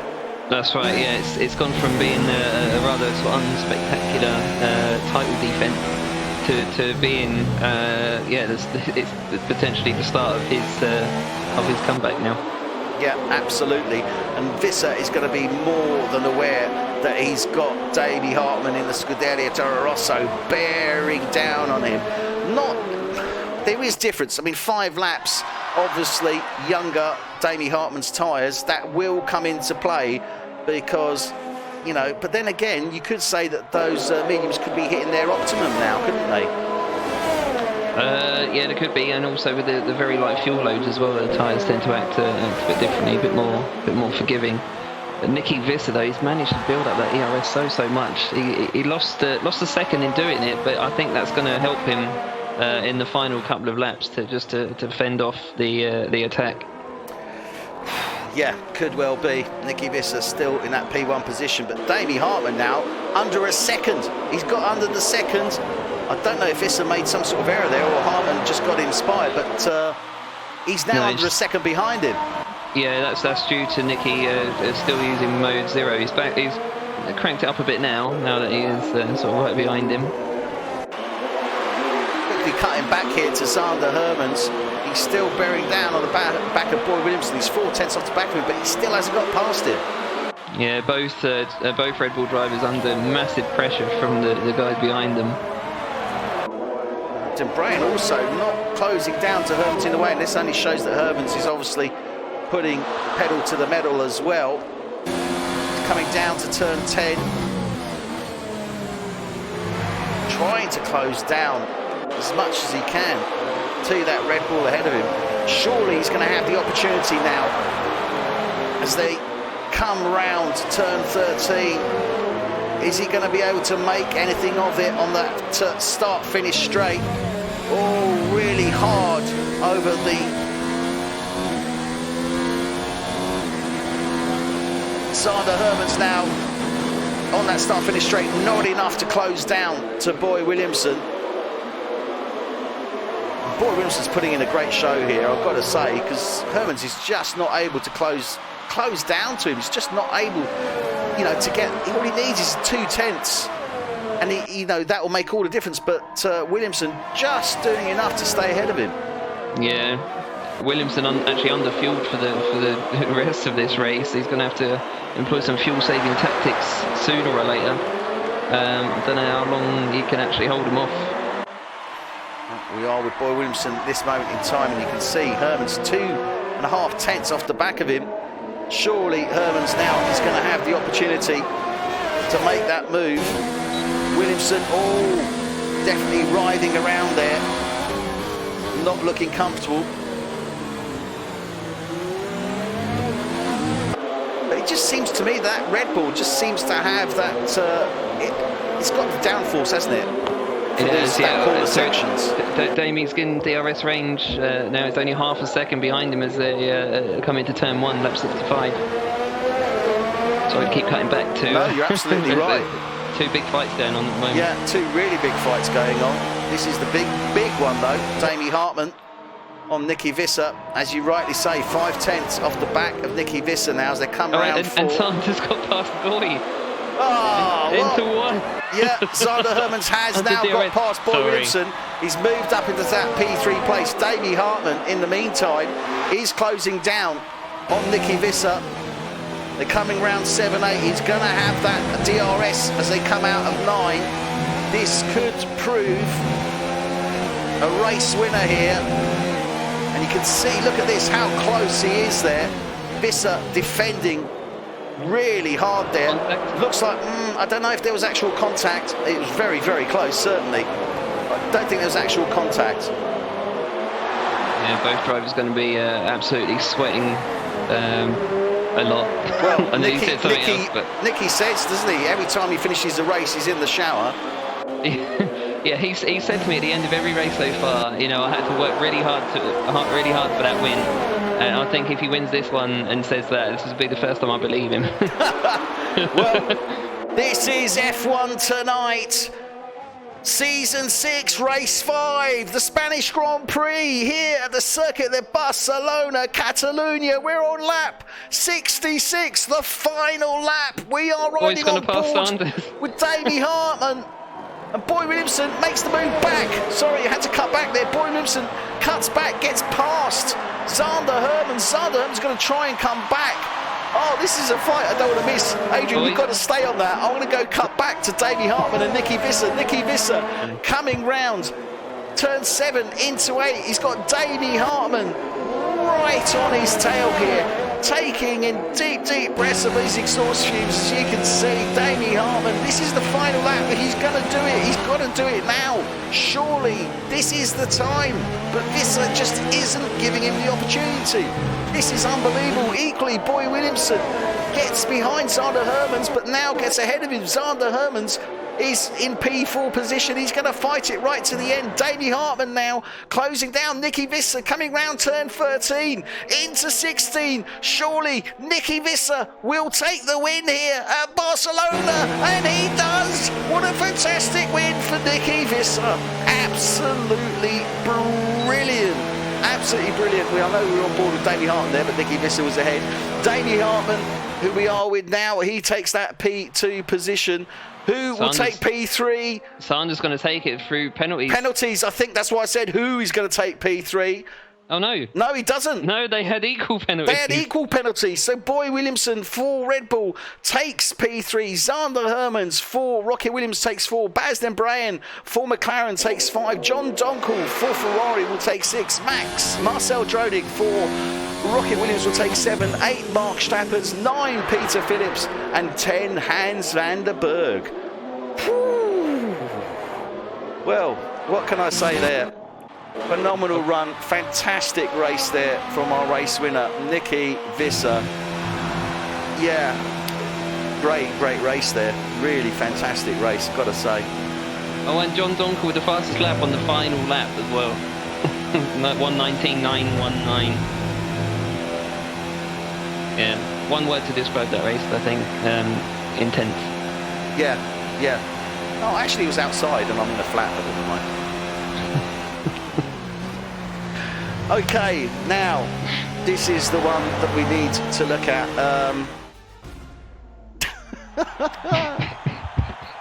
Yeah, okay.